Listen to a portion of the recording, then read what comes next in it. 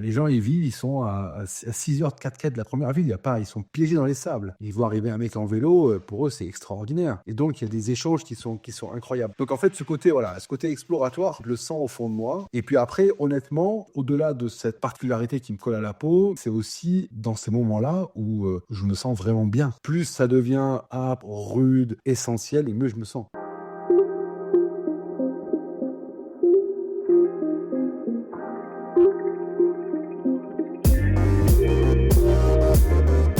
Bonjour et bienvenue sur Storylifique, le podcast 100% outdoor. Je suis Anne B et je te propose de découvrir avec moi des explorateurs, aventuriers, sportifs de haut niveau et autres dévoreurs de vie qui vont te parler de leur parcours inspirant pour réveiller ton envie de vivre tes rêves. Car si eux l'ont fait, toi aussi tu peux le faire. Et simplement en écoutant, tu soutiens déjà la reforestation car ici on ambitionne de planter des arbres avec les oreilles. Alors n'hésite pas à partager ce podcast, un grand merci d'avance. Toutes les explications sont sur storylifique.com. Vous avez comme des envies de grands espaces inexplorés ? Cédric Tassan aussi, et c'est en Asie centrale qu'il les a trouvés. Il vous parle ici d'une expédition en particulier, celle dans le désert du Manguisto, au Kazakhstan. Cédric Tassan est l'explorateur dans l'âme et n'aime rien tant que d'aller poser ses roues loin, très loin des sentiers battus et même des sentiers tout court. Pas pour l'exploit, mais pour perdre son regard dans l'infini et pour les rencontres. Un épisode pour suivre ces chemins qui n'en sont pas, faits de pierre et de poussière, pour imaginer des horizons sans fin, ou presque, mais cela, on vous le raconte dans l'épisode. Ce podcast existe grâce à des sponsors qui partagent mes valeurs et croient en ce projet. 2 messages inspirants, et on attaque l'épisode.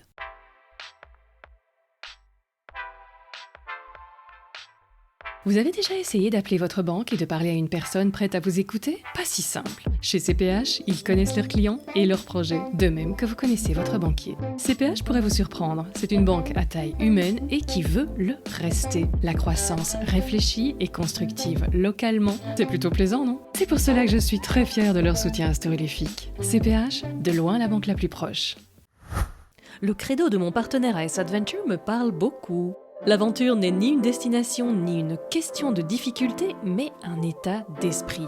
Et c'est cet esprit qui anime leurs équipes de passionnés vraiment sympas, toujours prêts à vous conseiller en magasin ou sur asadventure.com pour vous aider à concrétiser votre aventure.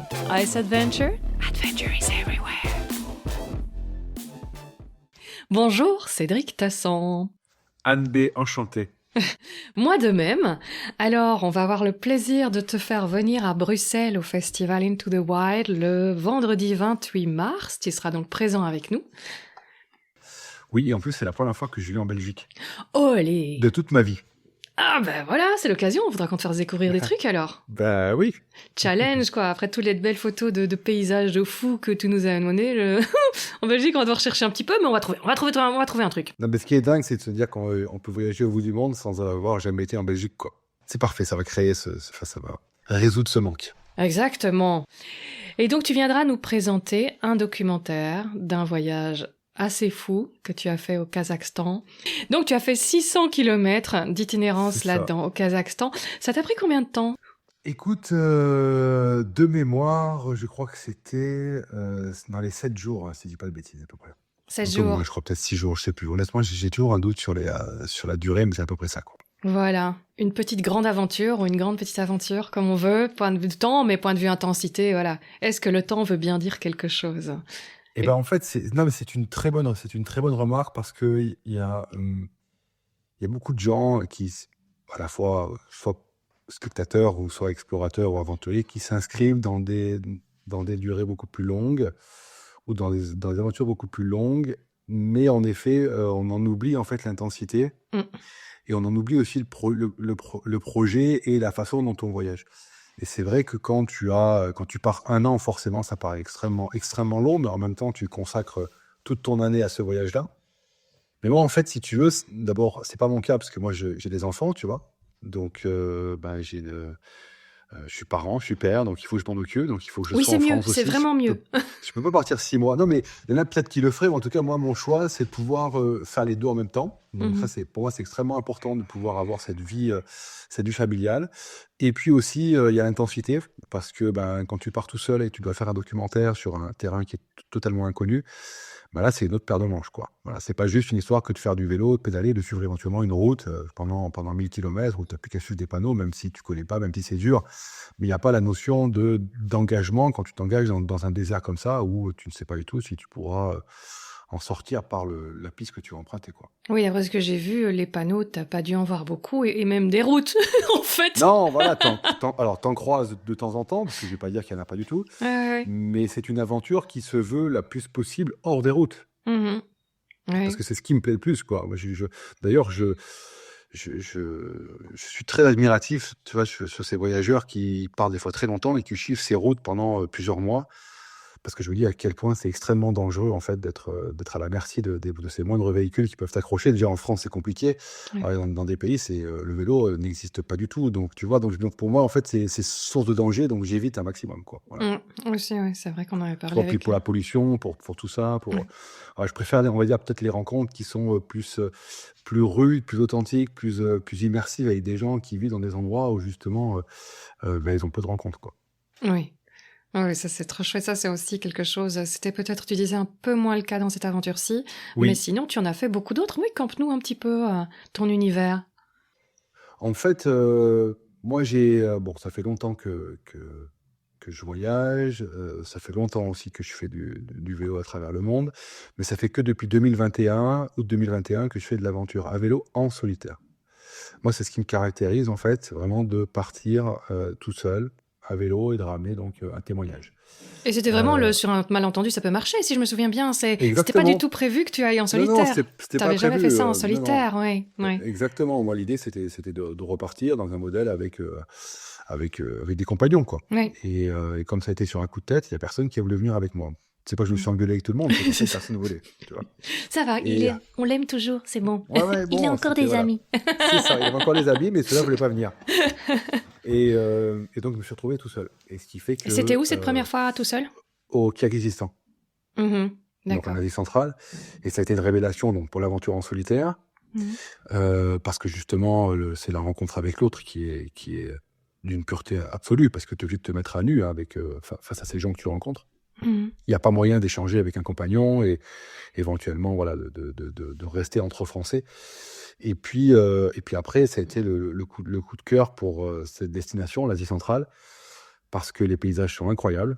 Les paysages sont très ouverts. Moi, je suis quelqu'un du regard, hein, de l'image et plutôt de la photographie, on va dire.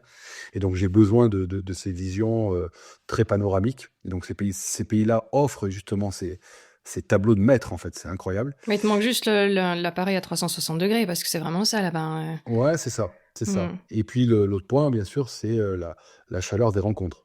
Mhm. Parce que les gens sont extrêmement bienveillants, extrêmement accueillants, et voilà, ça permet d'avoir des rencontres qui sont extrêmement fortes. Donc, je suis tombé amoureux de cet endroit, du monde, et donc j'ai voulu y retourner. Tu fais que tous les trucs en ce temps? C'est ça, exactement. D'ailleurs, ça y est, on commence à arriver au bout. Et puis voilà, après, donc il y a eu juste après en fait le Kazakhstan. Ça a été mon deuxième pays en ce temps. Puis après, il y a eu Ouzbékistan, Tadjikistan, et puis Afghanistan récemment. D'accord. Pour moi, tous ces trucs, ça me fait rêver, mais c'est une bouillie intense, je m'en rends compte, parce que comme j'ai jamais été, pour moi, je vois toujours un peu des paysages. Tu sais me dire, pour toi, si tu arrives à dire un pays, un mot, en sachant que ça rendra pas justice, parce que chaque pays est une diversité de paysages, ou peut-être un souvenir de chaque pays qu'emprunte minimum ces décors en Si, ce si, temps. franchement, c'est assez, je pense que c'est assez simple. Kazakhstan, c'est la steppe. Mhm. Kirghizistan, c'est la montagne. Mhm. Ouzbékistan, c'est la route de la soie. Mhm. Tadjikistan, c'est l'altitude. Mhm. Afghanistan, c'est Taliban. Yes. Voilà. Et Turkménistan, c'est Corée du Nord. Ah ouais, ok. Voilà. Tu vois comment on pourrait. Et puis, Mhm. voilà. Et puis, alors, si on pourrait dire Pakistan, que j'ai pas encore fait, mais que je vais faire.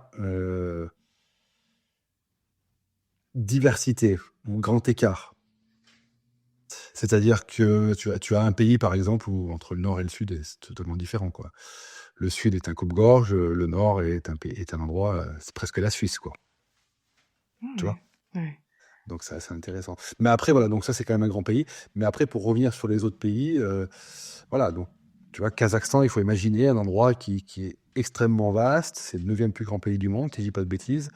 Et on est sur un pays avec uniquement des steppes et qui a par contre du relief, mais sur ses frontières. Tu vois. Par contre, des reliefs très variés encore, des montagnes, des vallées avec beaucoup de forêts, etc. Mais par contre, voilà, la plupart du pays au milieu, c'est que de la steppe, tu vois.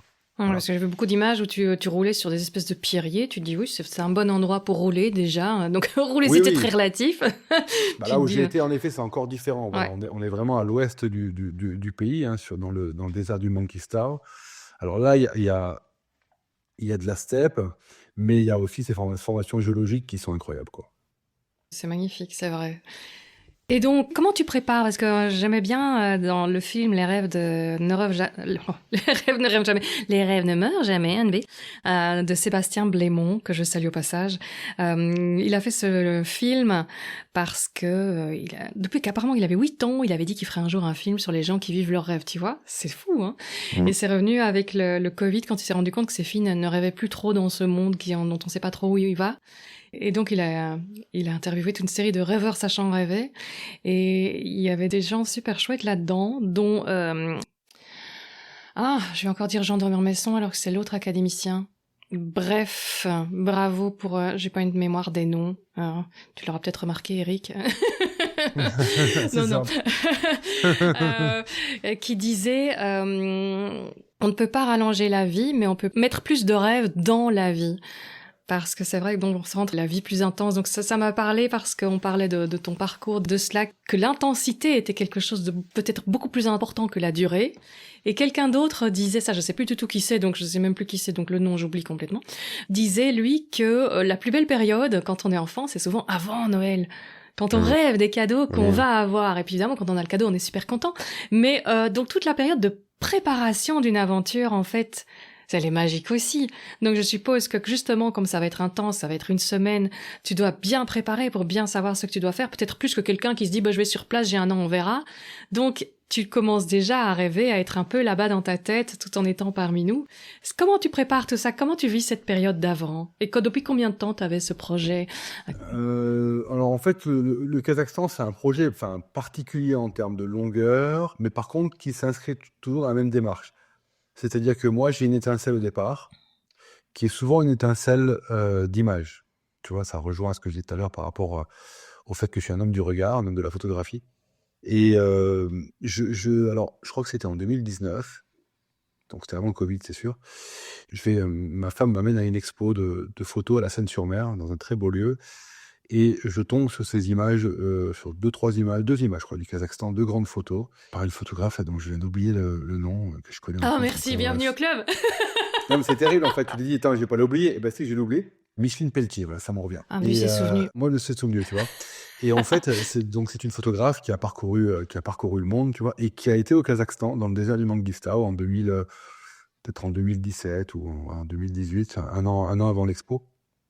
Et ces images, elles sont vraiment imprimées sur des grands murs, tu vois, c'est vraiment des grands formats. Et quand je rentre dans la salle, waouh, c'est le coup de cœur. Et je me dis tout de suite, il faut que j'aille là-bas. Eric Orsena, excuse-moi, Eric Orsena. Eric Orsena, ok. Ben voilà. L'honneur est sauf. L'honneur est sauf. T'as été plus long que moi quand même. Hein. Oui, j'avoue. Et donc je tombe sur ces images et je me dis, waouh, il faut impérativement que j'y aille, tu vois, c'est vraiment le déclic. Et à ce moment-là, je commence à travailler, mais du coup, j'étais encore dans le concept de j'y vais accompagner. Et non pas puisque, si on revient à la genèse, c'est 2021, l'aventure en solitaire. Et en fait, bon, il y a eu le Covid, ça a mis un coup d'arrêt à tout ça, donc je l'ai reporté à plus tard. Et c'est ensuite, heureusement, puisque finalement, j'ai commencé à développer cette particularité de l'aventure en solitaire. Mais en fait, donc pour revenir à la préparation, donc il y a toujours cette espèce d'étincelle au début. Donc une photo, un échange avec quelqu'un, mais c'est toujours une image. Quoi qu'il arrive, moi, j'ai besoin de voir exactement ce à quoi ça correspond, pas forcément tout, mais un élément en particulier qui fait waouh, c'est bon, je construis là-dessus. Et ensuite, à ce moment-là, je construis le fil de mon aventure. Mais qu'est-ce qui t'a attiré comme ça, là-bas, pour celle-ci? Là-bas, c'est des paysages. Franchement, là-bas, j'ai vu ces paysages, je me suis dit, mais c'est incroyable. Moi qui ai beaucoup voyagé, on en voit très peu, des paysages comme ça. C'est plutôt, on va dire, en Amérique du Nord, aux États-Unis, qu'on voit ce genre de paysage-là. Et là, je me suis dit, c'est incroyable ces endroits, ils sont dans ces déserts avec ces tours, c'est très minéral, ces falaises. Enfin bon, voilà, j'ai trouvé ça assez fou. En plus, il y avait une culture très forte avec donc des mosquées troglodytes, des mosquées souterraines qui étaient taillées dans la roche. Donc il y avait un patrimoine incroyable. Et puis voilà, en même temps, cette volonté d'aller faire de la distance, parce que moi je suis plutôt un homme de la montagne, donc moi je suis plutôt dans le relief, tu vois. Donc c'est plutôt le dénivelé qui m'intéresse. Et là, je partais sur de la platitude, tu vois, sur des choses où en fait je savais que j'allais peut-être pédaler pendant 3-4 heures avant que ça change de décor. Et donc pour moi, c'était vraiment un défi, tu vois, un défi de taille, plus aussi la gestion de l'autonomie qui dans le désert, et c'est un élément primordial. Tu vois, moi qui parcours souvent les montagnes, typiquement, l'eau, t'en as toujours. Au pire, t'en manques pendant une demi-journée, mais t'en manques pas pendant 2 jours, tu vois. Voilà, donc tout ça, voilà, comment l'étincelle démarre. Et puis après, ben, cette phase de préparation, en moyenne, elle dure à peu près 1 an. Moi, je travaille 1 an sur un projet et cette préparation est intensive. C'est-à-dire qu'en effet, tu l'as bien résumé, partir 6-8 mois, tu peux te laisser de la latitude en disant, bah voilà, je peux m'arrêter 3 jours ici si je serai bien, 4 jours, on verra bien. Voilà, j'ai un itinéraire approximatif et puis je désirais. Moi, je pars entre 8 jours et 24 jours. Tout dépend à mes explorations. L'Afghanistan, c'était la plus longue. Mais même quand je pars 3 semaines et demie, j'ai besoin d'avoir un cap très précis. Mais parce qu'en même temps, j'ai aussi une quête qui est très précise. C'est-à-dire que j'ai un objectif, j'ai un documentaire derrière. Enfin, tu vois, il y a toute une galaxie de projets qui se mettent en place. C'est pas juste d'aller faire du vélo, tu vois. Donc ça veut dire qu'il faut que tu tiennes un pitch, il faut que tu tiennes ton script, il faut que tu tiennes tout ce que tu as imaginé, quoi, même si concrètement ça se passera différemment, tu le sais aussi. Mais bon, voilà, c'est tout ça qui demande énormément de préparation, de contact sur place, d'apprentissage même éventuellement de la langue, de compréhension des us et des coutumes, parce qu'il y a des choses à faire, d'autres à ne pas faire. Voilà, et puis en essayant que ce soit le plus intense possible et le plus dense possible. Donc, est-ce que tu peux nous dire un us et coutume pour aller là-bas? Alors honnêtement, au Kazakhstan, on est sur un pays musulman, donc on va dire tout ce qui est lié aux bonnes pratiques et aux bonnes mœurs de l'islam, elles s'appliquent. Alors après, on est sur des gens qui sont extrêmement tolérants. Je veux dire, voilà. Mais en termes de tenue vestimentaire, typiquement, tu vas pas te pointer tu vois, en tenue comme on peut avoir ici quand on fait du vélo de route, par exemple, tu vois, en moulant et court, voilà, ça se fait pas. Donc il faut être un peu plus long, tu peux être en short, mais tu vois, c'est des détails, mais qui ont quand même leur importance. Et moi, en fait, dans mon aventure, je partais en plein ramadan. J'avais pas fait Mmh. gaffe, en fait, moi, quand j'ai pris mes billets, j'ai Ah! pas fait attention. Et je me suis dit: «Mais merde, c'est quand même matul parce que moi, il faut que je boive et que je bouffe, toute la journée, quoi». Ah, Il en n'est faisant pas du question sport, oui, que bah, ouais. Et donc ça s'est parfaitement bien passé, les gens ils comprennent totalement, parce qu'il y a aussi même si tu es pas, musulman, mais il y a des tolérances dans l'islam, ou du ramadan. Si tu as des contraintes particulières, tu peux en effet ne pas le respecter. Il y a des travailleurs qui peuvent plaire au Kazakhstan, qui ne le respectent pas. trop d'efforts physiques, ils comprennent bien Bah que c'est oui, pas faisable, quoi. Mmh. tu vois, notamment par exemple dans ces mosquées souterraines, tu as des mosquées qui sont plus récentes à côté, qui sont souvent en cours de rénovation, et cetera. Et moi, j'ai rencontré des travailleurs qui bossent toute la journée et en fait, ils mangent et ils boivent toute la journée.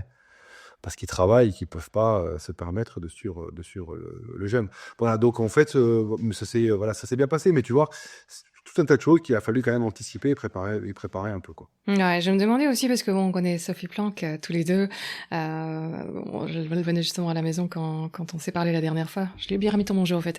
Mais je me dis justement, est-ce qu'une femme pourrait se permettre de faire ces aventures en ce temps, tu vois, Alors seule? oui, sauf en Afghanistan, parce que les talibans n'acceptent pas que les femmes Ah oui, se pas baladent, se grand-chose. baladent seules, étrangères.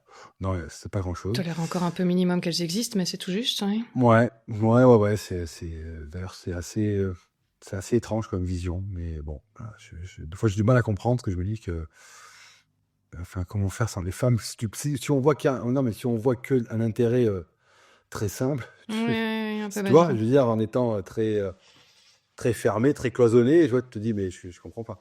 Enfin bref, donc voilà, donc en Afghanistan, c'est pas possible. C'est vrai que tu avais fait quelque chose de très touchant pour ça sur les réseaux. J'avais vu, voilà, la seule photo de femme que je ramène de là-bas. C'était dans les montagnes, c'était des petites filles. C'est Elle ça. dit, c'est la seule femme que j'ai vue. Après, C'est alors après, effrayant. j'aurais Hein. pu. Non, mais j'aurais. Alors, ce qui se passe par rapport à l'Afghanistan, si on fait un petit aparté là-dessus, mais Ouais, on peut, ce ouais. ce qu'il faut se dire quand même, c'est que tu peux ramener des photos de femmes, mais tu les voles. Il y en a, en fait, combien, je vais citer personne, mais combien il y a de photographes qui ont été en Afghanistan pendant des décennies et qui ont ramené ces photos de femmes comme un trésor, Mhm. tu vois, comme un totem, parce que c'est Vaut un mieux que peu ce le soit un Graal, trésor quoi. qu'un trophée. Ouais. Ou un trophée. Non, mais c'est Un aussi plutôt un trésor, trophée. un Ah ouais, trophée ou un non. totem, ce que tu veux, mais en Ouais. tout cas, parce que justement, c'est un peu le Graal. C'est-à-dire que on sait que c'est un sujet sensible, on sait qu'elles ont toujours été brimées parce que les périodes de calme ont été très courtes en Afghanistan pour les femmes. Hein. Faut pas s'imaginer que ça a été comment dirais-je, la majeure partie du temps. Hein. Depuis 100 ans, les femmes c'est extrêmement compliqué pour elles. Et donc, en fait, ces photographes ramènent ces photos en disant, ben voilà, moi, j'ai réussi à faire que et je témoigne d'eux. Mais le problème, c'est qu'en fait, tu peux prendre ton appareil, tu peux essayer de photographier une femme. Au mieux, bah, tu vas avoir quelques emmerdes avec les autorités. Mais bon, ils vont te faire effacer. Peut-être que tu finiras au poste ou je sais quoi. Bon, enfin, rien de très fou. Mais au pire, ça prend une proportion qui te dépasse. C'est-à-dire que, d'abord, tu peux aller en prison. Mais bon, ça, à la rigueur, ça te concerne. Mais peut-être que la femme, elle va être flagellée.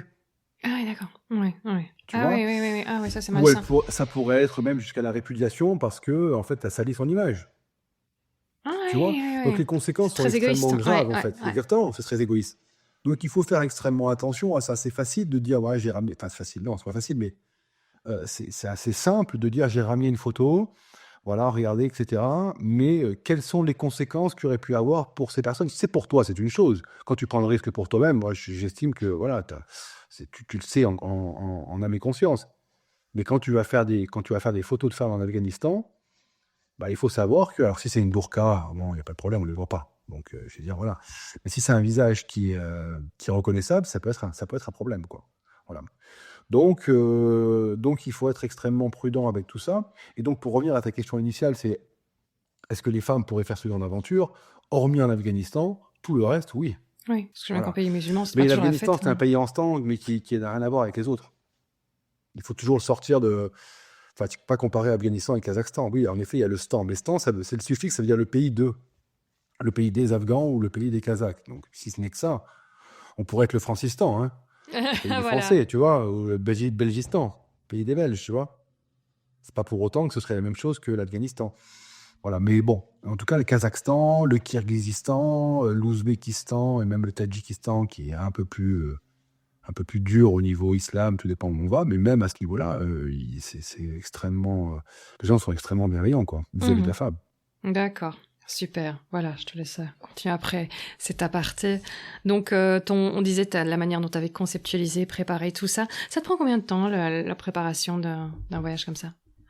Bon, en général, c'est une année. Voilà, c'est une grosse année de travail, alors pas à plein temps, bien entendu, hein, mais c'est une année avec des avancées. Des fois, pendant 2 mois, ça bouge pas, puis après, pendant 15 jours, ça avance très vite. Donc, c'est le temps de réfléchir à des choses, de prendre des contacts, que les contacts aussi voilà, se positionnent sur ton projet, qu'ils comprennent, parce que les gens ne comprennent pas là-bas. Pourquoi partir à vélo? Pourquoi partir tout seul dans le désert? Moi, combien de fois j'ai été découragé par les locaux d'aller au bout de mon projet. Pour eux, c'était complètement aberrant d'aller tout seul dans le désert. C'est prendre des risques énormes, quoi.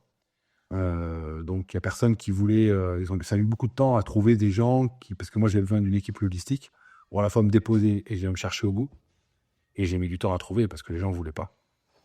C'est là qu'on voit qu'il y a un gouffre énorme entre nous qui vivons dans notre vie ultra sécurisée, qui de temps en temps aimons prendre des risques, pouvons-nous le permettre, avons aussi certains logistiques qui nous rendent ça possible. Et là-bas où on essaie de vivre, parfois de survivre, on se dit, on va pas se rendre la vie plus difficile que nécessaire, quoi. Exactement, c'est qu'il est suffisamment difficile, donc on va pas rajouter des choses. Et pour eux, voilà, dormir dehors, par exemple, ça leur paraît fou, quoi. C'est une démarche qui leur fait très peur, par exemple. Bah oui. Donc du coup, voilà, c'est forcément, ça prend énormément de temps parce qu'il faut expliquer ça, il faut que les gens comprennent. Et voilà, donc Et, puis et à après, je la te fin, dis, quand ils ont compris, ils sont plutôt admiratifs ou on se dit vraiment ils sont pétés ces Européens? non, mais enfin, ici, ils sont admiratifs parce qu'une fois que tu es sur place, bon, et voilà, ils comprennent qui tu es, ils voient un peu et trouvent ça assez dingue. Mhm. Mais non, non, mais je pense que ça peut même les inspirer réellement, parce que pour eux, c'est des choses qu'ils n'avaient jamais imaginées, et puis finalement, ils se rendent compte que c'est faisable et que ça peut apporter quelque chose. Voilà, donc oui, oui, ça, Oui, c'est ça pas c'est que, chouette. c'est pas simplement qu'une folie pour eux, quoi. Mhm, mhm. Alors tu as été seul de temps en temps ou toujours avec ton équipe linguistique, tu disais, Non, non, puisque tu non, as dit moi non. j'ai été seul tout le temps, quoi. C'est-à-dire qu'en Ah, fait, c'était juste pour t'amener quelque part ouais, alors, et c'est pour venir me ça. chercher après, ouais, à la D'accord. fin, c'est Et ça. quand on te dépose comme ça, qu'est-ce qui se passe dans la tête quand il te dit voilà, maintenant je suis au milieu nulle part et on m'a déposé, au revoir, et puis oh bah la prochaine vie humaine, je sais pas quand je la vois et je sais pas. Alors, c'est exactement ça, mais j'ai pas trop en parler parce que c'est dans le film. Ah d'accord, ok, ça marche. Mais bon, c'est ça. Non, mais c'est Mm, ça, c'est-à-dire qu'en fait, c'est une claque. mm. Tu te retrouves avec un confort particulier, enfin, tu pars d'un confort particulier à je me retrouve seul dans le désert. C'est très violent. C'est très violent. C'est-à-dire que c'est là où, en fait, c'est aussi important de. Parce que moi, je suis très, tu vois, de par mon Instagram, je suis très sollicité en termes de questions sur des gens qui veulent des conseils, etc. Bon. Et j'ai quand même beaucoup de gens qui, parce que en tant qu'aventurier, on est on est inspirant, on inspire les gens, on est des modèles, donc c'est chouette. Mais des fois, ça fait flipper parce que les gens, on oublie que c'est pas parce que qu'il y a des posts qui sont sur les réseaux, qui voient des choses, que ça peut s'obtenir très facilement en allant sur place, on va revivre la même chose. En fait, ça demande énormément d'expérience parce que quand tu te retrouves notamment tout seul comme ça, c'est extrêmement brutal. Et c'est vraiment un vide abyssal, tu vois. Tu te retrouves, voilà. Et donc, ça demande en fait beaucoup d'expérience pour pouvoir gérer ce moment, ne pas que ça devienne quelque chose de totalement traumatisant, tu vois, et ensuite de pouvoir démarrer comme on dit, du bon pied, quoi. Et donc, c'est important que les gens comprennent que ils voient des choses, ça paraît très immédiat, très accessible, mais c'est énormément de temps de préparation, c'est énormément d'expérience qui est accumulée. Donc, le côté, la reproduction des choses, il faut toujours, voilà, garder un peu de distance et puis se faire son propre chemin, quoi. Ça peut être éventuellement un objectif final dans quelques années, mais ça, en aucun cas, ça peut être un objectif immédiat en disant, voilà, bon, ça a l'air génial, moi aussi, je vais le faire, j'ai jamais fait, je le fais, quoi. Voilà. Quelle a été ta plus grande surprise? Tu t'attendais certainement à un tas de choses et bon, c'est bien que justement le voyage, c'est ça, c'est être étonné. J'ai la mauvaise surprise d'être confronté à une falaise, en fait, sur mon itinéraire. Parce que, aussi un peu l'envers du décor avec le podcast, c'est intéressant. C'est quand justement tu bâtis une aventure comme ça. Moi, je la bâtis donc en vue satellite, en vue aérienne, puisque je connais pas le terrain, j'ai jamais été, je fais pas de repérage en amont, hein. Mhm. Donc je suis tranquillement Et t'essaies d'aller en plus là où personne n'a jamais été, donc en plus. forcément, pas beaucoup Donc pas de d'infos. blogs pour Voilà. t'informer. En plus, alors ce qu'il faut se dire, c'est que maintenant, tu vois, quand les gens reverront le film et qu'ils vont commencer à faire des recherches là-dessus, ils vont trouver des choses. Mais on sera en 2025. Moi, c'est en 2022. Donc 3 ans avant. Enfin, quand je l'ai fait, mais quand j'ai commencé à faire des recherches, c'était déjà en 2019, tu vois. Bref, donc ça, c'est un petit aparté temporel qui fait aussi qu'il faut bien remettre les choses. Et même 5-6 ans aujourd'hui, avec la vitesse des réseaux, la vitesse de l'information, c'est une période immense, quoi. Bref, donc en fait, j'ai pas oublié ta question, hein, mais je construis en fait cet itinéraire en vue aérienne. Et donc en vue satellite. Donc je prends Google Earth, Google Maps, du Bing, enfin ce que tu veux. Et je confronte et j'essaie de voir où ça peut passer. Alors, globalement, quand tu es à vélo, ce qui est compliqué, c'est qu'il faut que tu puisses rouler quand même un maximum, quoi. Alors, tu peux marcher éventuellement, mais il faut que ce soit le moins longtemps possible, ou alors il faut que tu puisses l'estimer, parce que sinon, les temps de parcours sont plus les mêmes. Voilà. Donc là, et là, dans le désert, bon, quand tu as 600 bornes à faire, oui, je crois que c'était en 7 jours, en 6 jours, je sais plus, bah, il faut quand même faire des kilomètres, tu vois. Si tu commences à marcher 50 bornes par-ci, 50 bornes par-là, c'est pas une journée que tu vas aller faire 50 kilomètres à pied. Donc, du coup, voilà. Donc, alors, tu tables là-dessus. Et donc, moi, je suis des traces de 4x4, parce que tu les vois en vue satellite, quoi. Parce que je me dis, bah, si les véhicules passent, j'espère que j'aurai pas des tonnes de sable, parce que là, tu vois pas s'il y a du sable ou pas. Je pourrais les suivre. Et donc, je fais mon itinéraire comme ça, jusqu'à un moment donné où, à peu près à mi-chemin, je perds un peu la notion du relief, je vois plus trop s'il y a des traces ou pas. Tout devient un peu mélangé parce qu'il y a des endroits qui sont vraiment immenses avec des lacs salés, donc tu sais plus trop où ça passe. Mais bon, je me dis, écoute, ça devrait le faire. Et en fait, quand je suis à cet endroit-là où j'avais commencé à avoir des doutes, en fait, je me rends compte que bah, et je sais pourquoi j'avais une discontinuité entre les choses, c'est qu'en fait, j'arrive devant une falaise, quoi. Une falaise, alors, en vue aérienne, tu la vois, même en Google Earth, c'est du relief, tu la vois pas parce elle fait 100 à 150 mètres de haut. Donc, c'est pas énorme, tu vois. Donc, c'est une petite marche d'escalier à l'échelle terrestre, tu vois. C'est pas une falaise qui fait 1000 mètres. Et donc, je pouvais pas le voir, ça. Et même en courbe de niveau, tu le vois pas. Et en fait, je me retrouve avec cette falaise entre 100 et 150 mètres, mais elle fait 100 kilomètres de long. Tu vois? En fait, c'est une espèce la Terre, voilà, la Terre avec un grand T, elle s'est affaissée d'un coup, tu vois? En fait, c'est le plancher océanique, hein, tout simplement, parce qu'il y avait l'océan avant. Et en fait, tu as une espèce de marche comme ça, et c'est une marche de géant, quoi. Tu vois? C'est un truc, voilà, 100 mètres par 100 kilomètres. Et moi, j'arrive au milieu, en fait, de ces 100 kilomètres. Donc, j'ai 50 à gauche, 50 à droite. À peu près, parce que bah, je vois que ça va très loin d'un côté, ça va très loin de l'autre. Mais bon, voilà. Si tu veux, j'avais eu quand même eu ce doute déjà en amont, parce que je m'étais dit, bon, c'est quand même étrange cet endroit où je perds un peu ce cheminement. Et je demande aux locaux la veille dans le village, et ils me disent, oh non, mais ça passe, tu trouveras une piste 4x4. Et en fait, la piste 4x4, elle était au moins à 40 km plus à l'est, tu vois. Et donc, voilà. Donc, il a fallu, en fait, parce que pour moi, c'était important, je pouvais pas, là, je suis obligé de faire demi-tour, hein, donc, il a fallu trouver un passage pour en fait descendre et continuer mon aventure. Donc ça a été vraiment une surprise et un moment aussi de doute parce que là, tu sens que bah, ça peut s'arrêter, quoi. Ton itinéraire il peut s'arrêter du jour au lendemain, quoi. Sans compter que tu es tout seul nulle part, tu as une falaise à descendre, enfin bref, ça paraît assez simple comme ça, mais quand tu es dans le désert, au milieu de nulle part, et tu es tout seul, et tes provisions sont comptées, parce que tu as ton eau et ta nourriture qui sont comptées, bah, c'est une difficulté qu'il faut que tu surmontes. Donc là, il faut pas faire de conneries, il faudrait pas filer en bas et disparaître, quoi, aussi, quoi. Oui, oui, parce que je voyais à un moment, tu en vois sur des pierres qui ont l'air, voilà, ça roule, quoi, quand même, quand tu redescends. Tu te dis, bah, il suffit qu'elles soient un peu coupantes et qu'ils se viennent dessus, et ça peut être quand même très, très, très embêtant quand on est tout seul dans ce genre de milieu. Bah, en fait, c'est ça le truc, c'est-à-dire que si tu veux, c'est des endroits, d'ailleurs, je le dis dans le film, à un moment donné, je suis dans un bivouac, et je suis vraiment au milieu de nulle part. C'est-à-dire que enfin, je le sais parce que j'avais repéré, j'avais pris des notes, etc. Mais l'endroit où je dors, je suis à 80 km à la ronde, j'ai la première trace de vie. Soit une maison que j'avais repérée, soit un camp éventuellement nomade que j'avais pu voir en vue aérienne, sauf que les nomades ils se déplacent, donc des fois ils peuvent plus y être. Ou du premier village, 80 km à la ronde.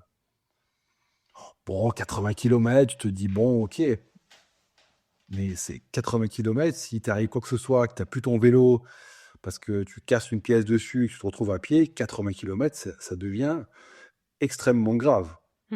Si t'es blessé, j'en parle même pas. Oui. En fait, c'est des endroits, enfin moi, mes explorations, c'est là où elles ont cette force d'engagement que je compare justement des fois quand tu chemines sur des routes, bon, tu as toujours un véhicule qui va passer, même tu as un véhicule toutes les 2 heures, tu vas croiser un véhicule, même tu arrives à un truc, tu peux éventuellement, puis le véhicule peut t'embarquer, donc tu peux faire 200-300 km rapidement. Moi, les endroits où je suis, je suis tout seul. J'ai un téléphone satellite, mais qui me servira à rien, parce que personne n'ira me chercher. Il me sert juste à donner des nouvelles à ma famille, à dire que tout va bien. Mais tu peux compter sur personne d'autre que toi, ou ton raisonnement et ton jugement. Donc ça veut dire qu'il faut être extrêmement prudent, il faut anticiper les choses, il faut être extrêmement concentré. Voilà pourquoi quand je rentre, moi je suis rincé, quoi. Tu vois, entre ça, plus la prise de vue, la réalisation, les interviews, la compréhension avec les locaux, enfin bon voilà, ça fait une somme importante. Bon voilà. Pourquoi est-ce qu'on va se mettre dans ces situations-là, Cédric Tassin? Alors, pourquoi je sais pas, parce que bon, chacun aura son explication déjà. Moi, de mon côté, et c'est vrai que je le dis, mais j'espère que les auditeurs feront confiance à ma sincérité, mais c'est pas du tout pédant, même si en 2025 c'est compliqué, mais je me sens l'âme d'un explorateur. Alors je regrette de ne pas être né 100 ans plus tôt, mais en même temps, si j'étais né 100 ans plus tôt, est-ce que j'aurais eu le courage de voyager le monde comme faisait ces personnes-là il y a 100 ans, ça, c'est un autre débat. Voilà. Mhm. Aujourd'hui, je trouve que c'est quand même beaucoup moins courageux de partir à travers le monde avec la quantité d'informations, avec le fait qu'on... Enfin, voilà, enfin, c'est quand même beaucoup plus facile, si tu veux. Mais bon, en tout cas, je me sens cette âme d'explorateur. Je me sens ce besoin de... Alors, pas forcément d'être là où personne n'a été, parce que, encore une fois, sur le globe, les hommes sont partout, Mhm. mais d'être à des endroits où, justement, tu sens que la rencontre et la découverte, voilà, elle est presque originelle, quoi. Mhm.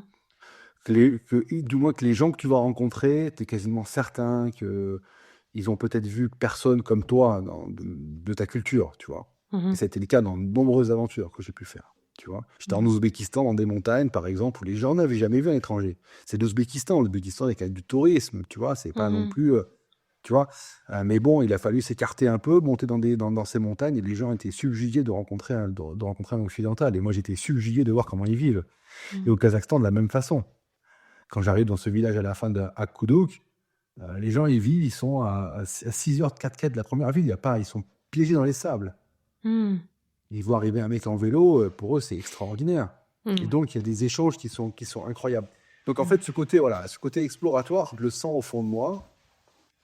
Et puis après, honnêtement, au-delà de cette particularité qui me colle à la peau, mais c'est aussi dans ces moments-là où je me sens vraiment bien. Mhm. Je dis pas que je me sens pas bien quand je suis en France, mais je me sens en phase avec moi-même. Mhm. Donc, qui fait partie aussi sans doute de la partie du côté explorateur. Mais je me sens vraiment en phase, je me sens vibrer avec les éléments. Plus ça devient âpre, rude, essentiel, et mieux je me sens. Mhm. Pourtant, je suis quelqu'un qui consomme. Je vis pas dans une grotte. Tu vois, je vais au restaurant, j'ai un véhicule, je me déplace, j'achète des choses, je revends des choses. Enfin, je vis comme tout le monde. Mais ce dénuement que je peux avoir quand je pars en exploration, il me convient parfaitement. Mhm. Tu vois? Et Ouais. ce moment de plénitude, voilà, pour moi, c'est un besoin vital, quoi. Je comprends très très bien. Ouais. Mhm. Voilà, j'espère que j'ai pas fait trop long comme réponse, mais Ah mais non, pas, t'as fait beaucoup trop court, parce que c'est un sentiment merveilleux. Je voyais Mike Horn aussi qui disait que enfin, leur fille avait dit, ouais, on a compris papa, à la fois on l'a vu regarder les yeux sur le cadeau comme ça, le voir regarder mmh, simplement, là on a vu tout qui pétillait, et puis une fois, c'est rigolo sur les réseaux, il avait une grande plante comme ça, et elle a dit, voilà, quand je suis ici en Europe, je me sens comme ça, pouf, il ramasse toutes les feuilles de cette espèce de palmier, et puis après, quand je suis sur le terrain, je me sens pouf, comme ça, comme ça, et tu vois le truc qui se déployait eh complètement. oui, Et je peux comprendre parce que parfois je dis quand je suis en nature, je sors les antennes et quand je rentre en ville, je rentre dans ma coquille parce qu'il y a tout qui m'agresse et j'ai l'impression que ouais, on peut se déployer dans un paysage. Je sais pas si tu vois ce que je veux dire. bien Voilà. sûr. Non, mais Mm. c'est ça. Et en plus de ça, ce qui est assez particulier dans mon cas de figure, c'est que, je le dis bien aujourd'hui et puis depuis, maintenant 4 ans, ça aura sans doute une fin, mais je suis extrêmement ancré à cette région du monde. Mm. Alors, bon, je crois pas aux vies antérieures, hein, mais ça veut pas dire que ça n'existe pas. Parce que j'y crois, tu vois? Donc est-ce que finalement j'ai pas vécu quelque chose, avant là-bas? J'en sais rien, mais en tout cas, ou est-ce que j'ai pas il y a pas des liens, ancestraux? Mais je crois pas, parce que je sais que mon père avait fait des recherches généalogiques et jusqu'au XVIIIe siècle, on était ancrés, plutôt en Italie et en Autriche, mais on était pas du tout là-bas. Mm. Mais bon, j'en sais rien, peu importe. Mais en tout cas, ce sont des endroits, des paysages, qui moi me parle énormément. Donc j'ai encore vu un film hier qui se passe en Iran, au cinéma, et bon, voilà, ça se passe à Téhéran, ok, mais dès que ça sort, je me dis, waouh, mais c'est incroyable. Donc en fait, j'ai cet appel de ces pays-là, de cette région du monde. Pourtant, voilà, je suis pas musulman, tu vois, je pourrais dire, bah oui, c'est des Mm. racines, c'est ma culture religieuse. Oui, tu n'as que la barbe bien fournie. Oui, encore, ouais, celle-là, elle est quand même plus courte que celle que j'avais en Afghanistan. Mais tu vois, mais d'ailleurs, c'est assez marrant, parce que quand les gens me voient en Asie centrale, ils pensent que je suis un Iranien, par exemple. Ah ouais, voilà. Oui, oui. Tu vois, ou un Mm. Turc, Mm. mais pas du tout un Français. Voilà, mais donc c'est vrai que pour moi, c'est viscéral, donc c'est lié aussi à cette région du monde. Ah ouais. Mhm. Mhm. Voilà. Paysage très Tu vois, minéral. j'aurais besoin, en effet, c'est ce que je disais avant, cet arbre qui va se déployer quand il part dans ses aventures. Mais j'ai pas la même attirance, par exemple, je sais pas moi, pour l'Asie du Sud-Est. Mhm. Tu vois, tu me dis, bah tiens, demain, allez, tu vas en Thaïlande, tu vas voir, etc. J'ai presque pas envie d'y aller, quoi. Mhm. C'est le dépouillement minéral qui t'attire. J'en sais rien, ouais, il y a Bah, un truc, il y a un truc, quoi. il y a un truc avec cette région, avec ces paysages incroyables, je sais pas, je pense qu'il y a vraiment le côté où, en fait, il y a, tu vois, le fait que, notamment au Kazakhstan, cet horizon bon, il est fini dans le sens où ça s'arrête à un moment donné, parce qu'il y a le tremblement de la Terre, je veux dire, Mhm. mais en fait, pour ton cerveau, c'est extrêmement loin. Mhm. C'est qu'il y a une projection qui est incroyable, tu vois. Mhm. C'est pas, pour moi, ça me fait totalement vibrer, quoi. Je comprends, ces paysages très, très, très, très ouverts et très dépouillés. Oui, tu vois très, très loin. Hein. Mhm. C'est ça. Les forêts, c'est beau, mais quand il n'y en a pas, c'est vrai que tu vois aussi... En voilà. fait, moi, typiquement, tu vois, si on prend... je peux faire une aparté peut-être là-dessus, même si ça n'a pas un rapport avec le Kazakhstan, mais c'est un rapport. En fait, ce qui est intéressant, c'est quand on discute comme ça, des fois, c'est un peu comme une thérapie aussi, tu vois, un podcast. Tu Mais vois vas-y, ça profite. t'ouvre un peu les chakras. Mais je profite de cette thérapie. Mais tu vois, moi qui fais beaucoup de VTT en France, entre faire du VTT dans un milieu ouvert, où tu as de la vue du paysage, et un milieu fermé, comme de la forêt, mais parce que souvent en forêt, on va dire, les sentiers sont vraiment bien, parce que tu vois, il y a de la terre, c'est vachement intéressant à rouler, tu vois. Donc avec un intérêt plus fort au niveau de la pratique, je préfère largement le milieu ouvert. Largement. Et d'ailleurs, tu vois, je fais cet aparté, parce qu'en même temps, c'est aussi le petit clin d'œil, ou le petit tacle, mais quand moi j'ai longtemps habité Marseille, maintenant je le suis plus, et en fait j'habitais aux portes des Calanques, je sais pas si tu connais. Bon, les calanques, je vois, oui. Tu vois, voilà. J'habitais vraiment aux portes. Quand je dis aux portes, c'est j'avais le massif en face de ma rue, quoi. Tu vois. Ah ouais, oh, Donc, ça en c'est face, chouette. à Ouais. 20 mètres, quoi. Ouais, Tu ouais, vois, ouais. j'avais les collines à côté. Moi, j'ai appris Et à en fait, plonger à... Il y a un centre UCPA là-bas, pas loin. ouais, t'as dû plonger à Niolon là-bas. Voilà, c'est ça. Alors, moi, je te parle des Calanques, mais De l'autre côté. de Oui, l'autre c'est côté. ça. Mais en effet, ouais, Celle c'est que ça. de Cassis dit que c'est de Cassis, c'est que les Marseillais disent que c'est les calanques de Marseille. Sauf que c'est les Calanques de Marseille, géographiquement parlant. Voilà. C'est tout. C'est clos. Chocolatine et pain au chocolat, on n'est pas sûr, mais les calanques, elles sont de Marseille. Ah ben, Voilà. les Calanques, elles sont marseillaises et personne pourra dire l'inverse, puisqu'il suffit de regarder en fait la délimitation des différentes communes et il n'y a pas de débat. Mais tout ça pour terminer là-dessus, Oui. moi j'ai roulé pendant très très très longtemps dans les Calanques, je fais du VTT. Je me suis battu contre l'interdiction puisque le parc national des Calanques voulait l'interdire depuis très très longtemps. Et en fait, ils ont réussi, parce qu'au bout d'un moment, l'administration a toujours raison de toi. Quand elle a envie d'un truc, même si elle te fait miroiter qu'elle va discuter, elle discutera pas. Au bout d'un moment, elle sait très bien qu'elle te passera par-dessus. Et donc, je crois que c'est en 2019, l'interdiction est rentrée En vigueur. en vigueur, voilà. Et en fait, depuis ce moment-là, bon, je sais qu'il y en a qui vont continuer de rouler, mais bon, moi, j'y vais plus. Et en fait, ça m'a énormément marqué dans ma pratique, parce que justement, en fait, ce paysage était tellement incroyable. Ah ouais. J'avais tellement une puissance d'aller faire du vélo là-bas, sur la vue. Ça marchait tous les jours. Ça marchait le matin très tôt, le soir, par mauvais temps, par beau temps, enfin l'été, l'hiver, enfin ce que tu voulais, tu vois. Que j'ai perdu, tu vois, un peu le goût à rouler, parce que je me retrouve maintenant dans des milieux qui sont plus fermés et qui m'intéressent moins. Voilà, bon, thérapie terminée. Ok. Bah donc, non, mais c'est vrai que tu peux avoir la vue sur la mer, c'est aussi une autre sorte de désert où le regard se Incroyable. perd. C'est ça. Donc, le C'est désert, ça. quelque part, c'est peut-être nos mers C'est ça. sèches. Ouais. Bonjour Cédric, qu'est-ce que tu as le plus aimé au Kazakhstan ? Bonjour Cédric, qu'est-ce que tu as le plus aimé dans ton aventure ? Tes paysages, ils sont très beaux.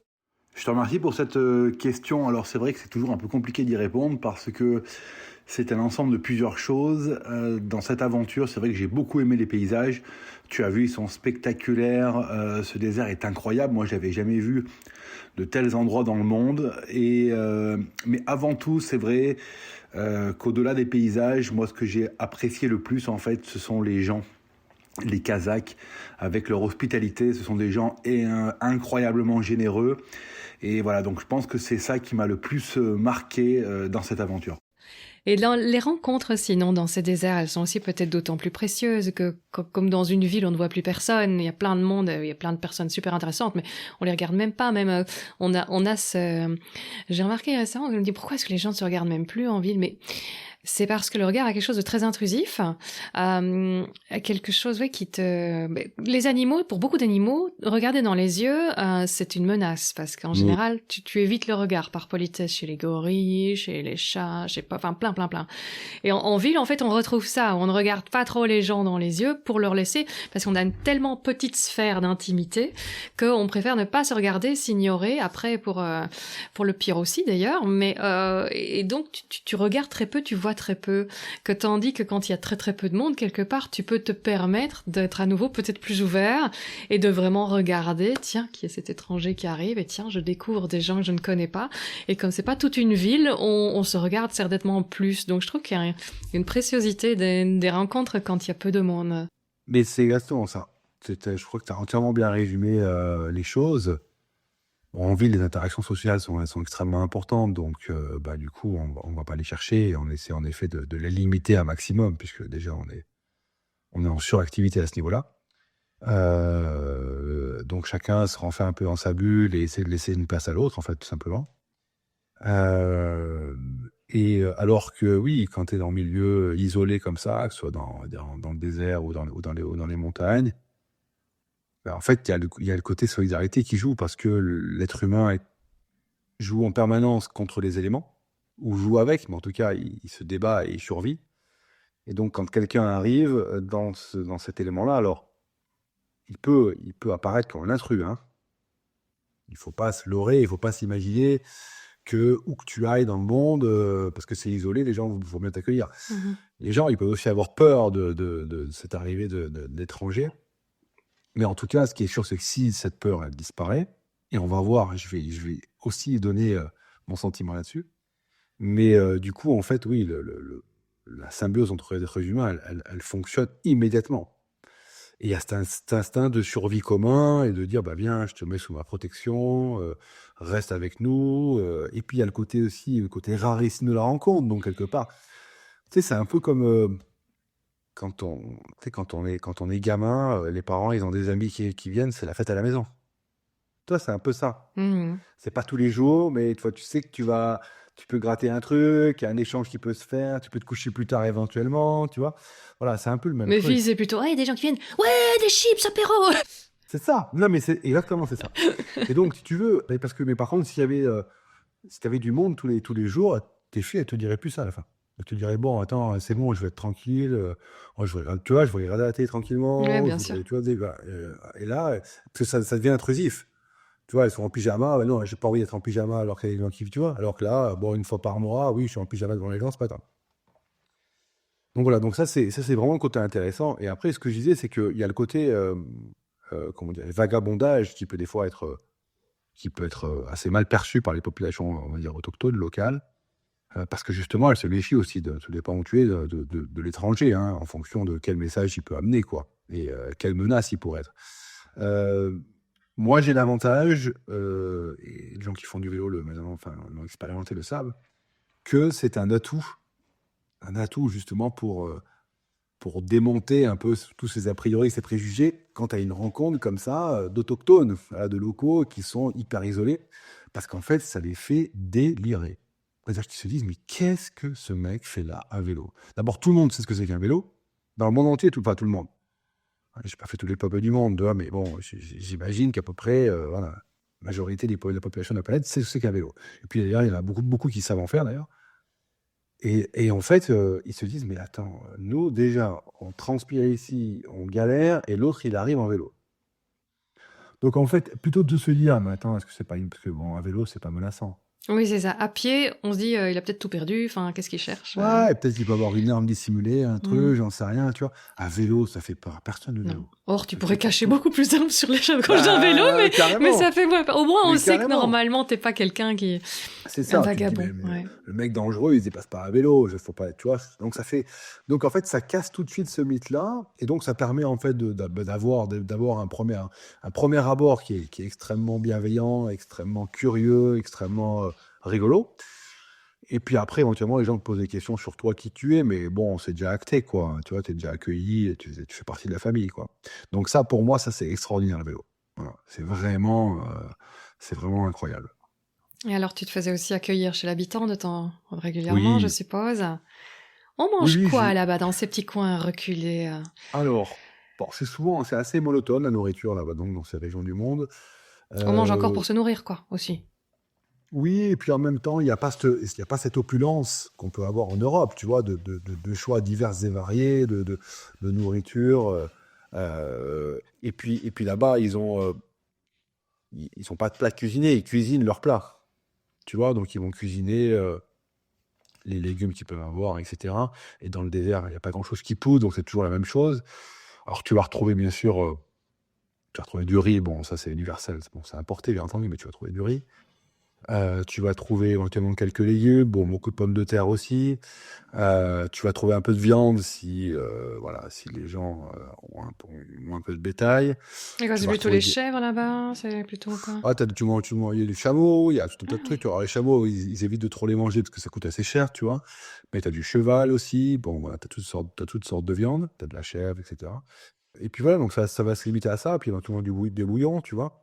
Après, ils ont un plat traditionnel que moi j'ai pu goûter qui s'appelle le beche barmak. Là, je le montre dans le film. Et c'est un plat. Alors, ce qui est intéressant, c'est que c'est un plat à base de pâtes fraîches. Donc moi, là, les personnes qui m'ont reçu ont fait les nouilles, en fait, hein, tu vois, avec de la farine, etc., de l'eau. Et puis ensuite, ils le font cuire dans une grande marmite. Et puis, mais c'est plutôt non, c'est pas des spaghettis, tu vois, c'est plutôt des nouilles assez plates, assez larges, comme ça. Et puis, ils garnissent tout un plat comme ça, et puis ils mettent des pommes de terre par-dessus, et puis tu as des morceaux de viande avec des oignons, qui étaient un bouillon à côté, tu vois. Voilà, donc chacun mange comme ça dans le plat, tu prends avec les mains, tu prends la viande, enfin voilà, c'est très convivial, tout le monde est assis par terre, il y a pas de mobilier dans les maisons, c'est assez étonnant. Pas de canapé. Alors c'est vrai, des fois qu'il y a une table et une chaise dans une cuisine, mais bon, en général, voilà, les gens mangent C'est plutôt par par terre. terre. Hmm. Voilà. Et puis une fois qu'ils débarrassent, ils vont jouer aux cartes par terre, et puis une fois qu'ils débarrassent les cartes, et ben tout le monde dort par terre. Dans la même pièce, tu vois. Sors des tapis, tu dors. Voilà, donc c'est très particulier et voilà pour la nourriture. Donc c'est pas très varié, mais c'est très simple et très simple, quoi. J'avais fait un épisode avec un grand reporter du Géo sur le lait de chamel, justement, dans toute cette Mhm. région. Ouais. Où on le prépare de 36 manières, en des petits galets, effectivement, pas vraiment du fromage, mais des petits galets qui peuvent nourrir quand on est en voyage. Vraiment, c'est très très nourrissant.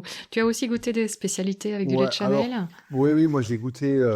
On m'a fait goûter du lait qui sortait de l'exploitation, mais je fais extrêmement attention à ça parce qu'en fait, c'est même si j'ai un estomac qui est résistant, je sais que les produits laitiers c'est extrêmement dangereux. Voilà. Donc ça peut vite terminer l'aventure, voire te mettre en grande difficulté, hein. Oui, déjà, quand Donc, tu dis tout le monde mange dans le plat, j'étais en train de me dire, oui, j'espère que les mains sont propres, sinon t'as une ouais, bah, en petite général, dysenterie de oui. passage. Ouais, bah, oui, c'est sûr que ça, c'est le risque. Ouais. Mais par contre, voilà, tout ce qui est produits laitiers, moi, je fais. Alors, sauf les fromages, parce que là, tu prends pas trop de risques. Mais sur le lait frais, il faut faire extrêmement attention, hein, je veux dire, Donc, oui, j'en ai goûté, mais je suis pas très. J'en bois très peu. Mais donc, Voilà, oui, je c'est fais. bien dans ces régions-là, dans cette région-là, et Oui, c'est oui, aussi le lait de complètement. chamel Et plutôt par contre, qu'autre chose. alors, j'en parle pas dans mon film parce que, bon, malheureusement, il y a plein de choses que j'aurais voulu évoquer, et puis Ah, c'est pas tout j'ai bien. besoin d'en faire des choix, mais en fait, Oui, il y a dans cette podcast région du pour ça, monde. c'est bien. Ouais, voilà, c'est pour ça. Ce qu'il faut savoir, c'est qu'au Kazakhstan, enfin, du moins, dans le désert du Mangistau, euh, il y a eu beaucoup comment dire, d'exploitation minière plutôt. Il y a aussi des carrières pas tout à fait le terme, mais on va se comprendre, de carrières d'uranium. Mhm. Il y a aussi l'extraction de gaz et de pétrole. Et en fait, notamment pour tout ce qui est minerai, ils utilisent beaucoup de moyens pour lessiver, pour laver les pierres et les sols. Et donc, il y a beaucoup de polluants, en fait. Et qui partent dans les sols et qui vont se retrouver dans les plantes, dans la steppe et dans les chameaux, en fait, vont brouter ces plantes-là. Et donc, il y a une étude qui a été faite par des gens de l'Est, je crois que c'était des Polonais, et qui avaient retrouvé beaucoup de contaminants justement dans les produits laitiers, quoi, Ah mince. au Kazakhstan. Donc, Mhm. Voilà, c'est extrêmement. Il y a un vrai problème à ces mesures du environnemental, puisque voilà, le cycle fait que les animaux absorbent beaucoup de produits chimiques, quoi. Ah oui, ouais, ouais, ouais. Mhm. Et quand tu voyageais comme ça, tu voyais pas trop de pollution, la pollution visible en tout cas, ça de ce côté-là, ça va? Non, franchement, tu vois très. Là, enfin, la partie du désert où j'ai été, il y a assez peu d'exploitation. En tout cas, après, tu sais, je veux dire, il suffit que tu passes et que tu aies une crête et que ça se passe derrière et tu le vois pas. Ouais, ouais, Tu ouais. vois, je veux dire, Et point de vue plastique, il n'y a pas trop de trucs qui arrivent jusque-là? Ou même là, tu t'es dit, non, oh, parce qu'il y a pas purée. grand monde. Non, il y a pas grand monde. Ah, ça fait Si. plaisir quand même. Des Ah paysages, ouais. on arrive encore vraiment à ne Ouais, pas ouais, non, avoir. non, non, bien sûr, mais après, de toute façon, le problème du plastique, c'est que dès que t'as du monde, t'as du plastique, quoi. Et moins t'as de monde, et moins t'en as. Donc, non, moi, j'ai pas été, honnêtement, j'ai pas été choqué par la dégradation. Après, par contre, ce qui est sûr, c'est que vu la beauté du paysage, je le sais, parce que voilà, il y a une pression touristique de plus en plus. C'est une région qui va être amenée à être ultra touristique, je pense. Mhm, mhm. Voilà. D'ailleurs, les Kazakhs construisent des routes, c'est pas pour rien, donc voilà, ils se préparent, enfin, ils se préparent. Et oui, ils poussent à fond là-dessus. Donc ça va changer les paysages, ça va changer les gens, ça va changer l'environnement. Mais bon, en même temps, comme je dis toujours, on a fait pareil en Europe. On aimerait trop que le reste du monde soit un aquarium, tu vois, ou un Exact, musée un plutôt. musée, ouais, c'est Un ça. musée plutôt.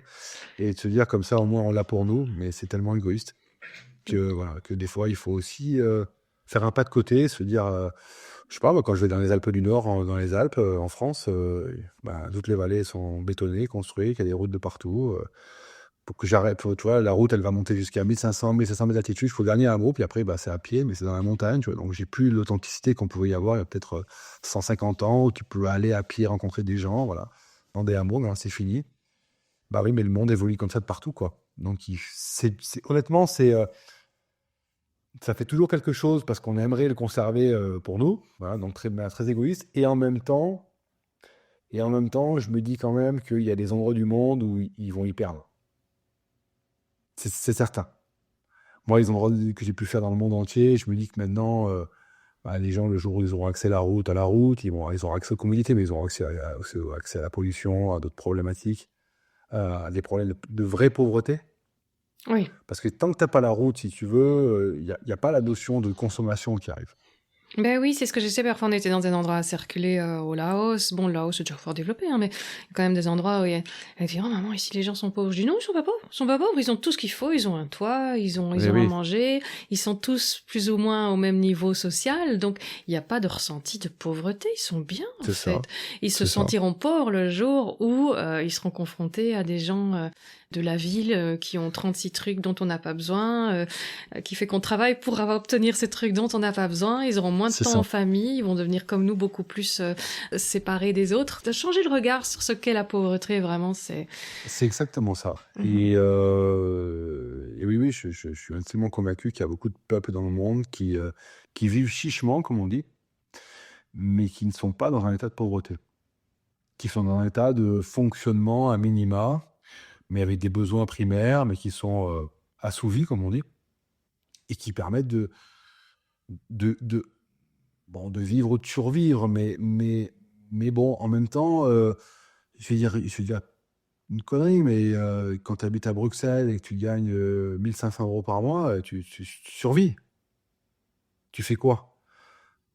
Tu vois, tu fais quoi avec son argent? Tu vas le dilapider dans ton loyer. Je connais pas les loyers de Bruxelles, mais je sais pas, peut-être que... La ville, j'aime pas, donc j'habite pas à Bruxelles. Non, mais voilà. Non, mais tu vois, dans n'importe quelle ville... Moi, tu sais, j'étais confronté, d'ailleurs, c'est intéressant, mais même au Kazakhstan, j'étais confronté à ça. Quand je reviens, j'ai toujours des contacts sur place et je les garde, les gens que j'ai pu rencontrer, même mes fixeurs, ma logistique, tout ça, enfin bref, et puis des gens que j'ai croisés, donc j'ai des contacts plein mon carnet d'adresse, tu vois, de différentes... voilà. Et j'aime bien continuer à échanger avec eux. Et au Kazakhstan, notamment... mais ça a été le cas au Kirghizistan, ça a été le cas en Afghanistan aussi, mais au Tadjikistan. En fait, une fois que les gens me connaissent, ils veulent essayer, grâce à moi, de quitter leur pays. mais pas forcément me servir de moi, mais prendre des infos, etc. Et en fait, je suis sans cesse en train de leur faire comprendre. Et là, il y a un travail assez incroyable, d'ailleurs, qui est très d'actualité par rapport aux migrations qu'on peut connaître, mais de prévention, qui est de dire, mais attendez, est-ce que vous êtes certain de savoir, d'abord, ce qui vous attend sur votre voyage, ça c'est une chose, et ce qui vous attend sur place. Parce que pour revenir à cette histoire de 1500 € dans une capitale européenne, pour eux, ils se disent, ouais, t'imagines, les Canadiens, 1500 €, eux, c'est un salaire. Alors, au Kazakhstan, je sais pas, mais c'est un pays du monde, des fois, c'est 3 mois de travail, tu vois, Mhm. ou 4 mois de travail, et voire plus. Ça Ouais, j'allais dire, voir l'année, voir certains, ouais, bien voilà, sûr. tu vois, et Mhm. en Afghanistan, ouais, c'est l'année. Mais typiquement, les gens se disent, bah, c'est la poule aux œufs d'or, tu vois, c'est la mine d'or là-bas.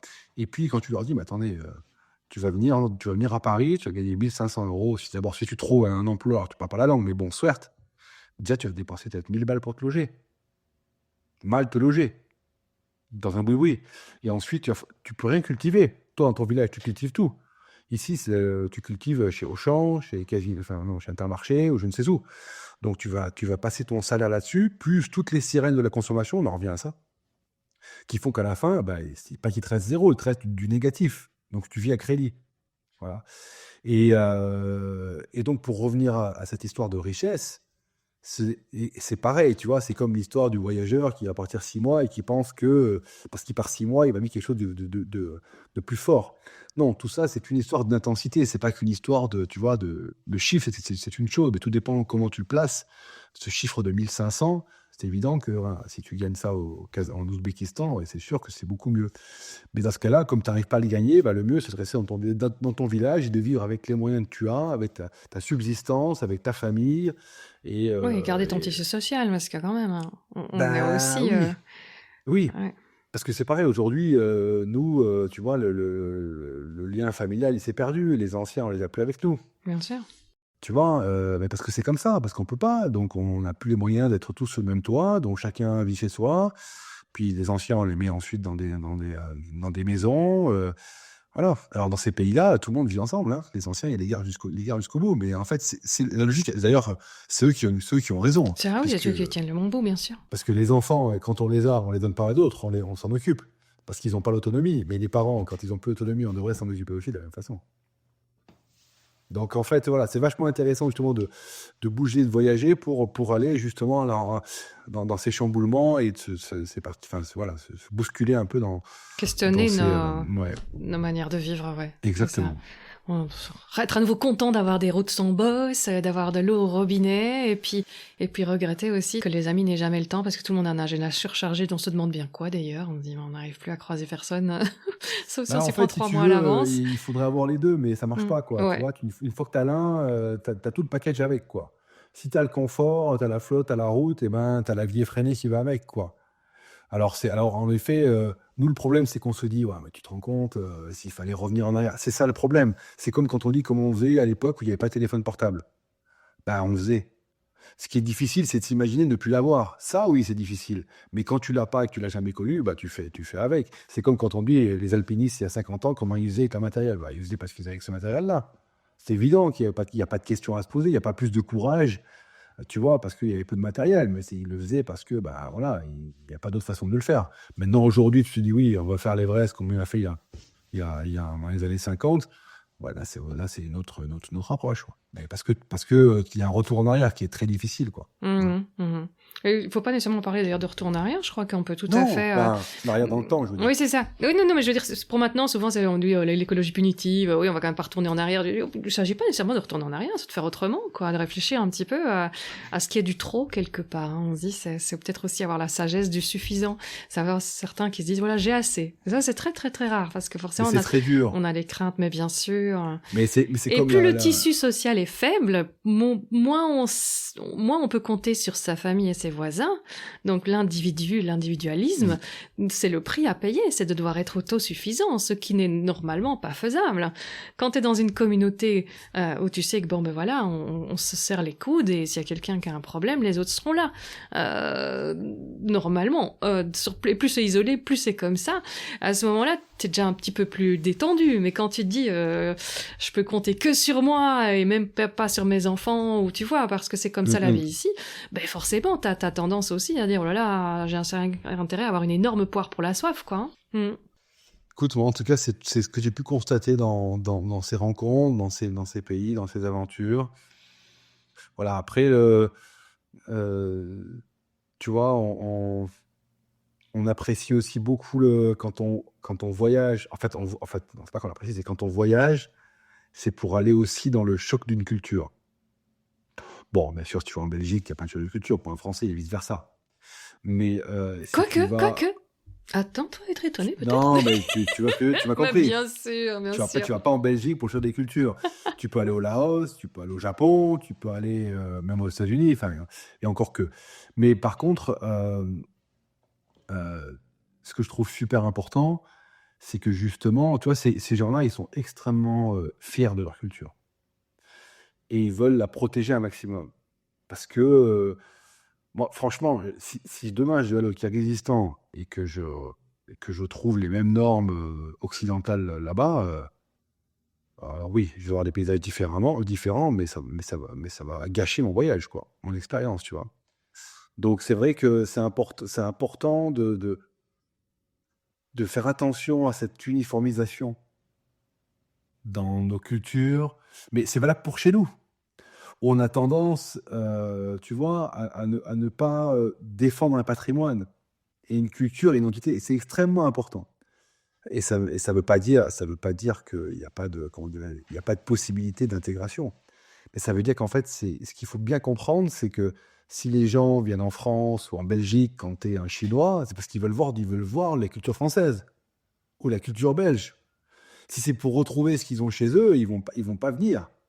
C'est l'essence même, en fait, de chaque identité, des peuples, de la culture, de la langue, de la religion, du patrimoine, du savoir-faire. Et ça, je trouve qu'on a un peu oublié. Enfin, du moins, je vois en France, je trouve ça vraiment dommage que tout ça, tu vois, soit un peu mis aux oubliettes pour des raisons un peu, tu vois, consensuelles ou même des raisons très, comment dirais-je, pour être international, quoi, tu vois. Oui, c'est Pour ça, être la très standardisation, quoi. c'est tellement plus facile. Exactement. Allez, on a Oui. tous des petits cubes de 1 centimètre de côté, qu'on peut mettre dans les petites cases qui sont prévues pour des petits cubes de 1 centimètre de côté, et dommage. ça marche super bien.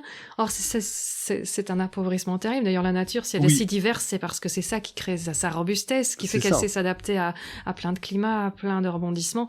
Et nous aussi, je pense que, et en plus, ça titille nos intelligences, quoi. On est plus intelligent quand on a affaire à des gens très variés. Bien Ça sûr. re-questionne notre point de vue sur le monde, notre manière de penser, même un autre langage. Ce serait dommage qu'on perde les langues, parce que bon, moi, je suis linguiste et je sais que le langage donne aussi une forme à nos pensées. Donc, il y a des choses qui sont très difficiles à penser en français, qui sont beaucoup plus faciles en anglais, qui est un langage plus souple, plus empirique. Le langage français est plus rationaliste. Il y a d'autres langues tout à fait ailleurs qui forcément fonctionnent encore de manière tout à fait différente parce que sont issues d'une vision du monde différente. Et donc, la langue influence la vision et la vision influence la langue.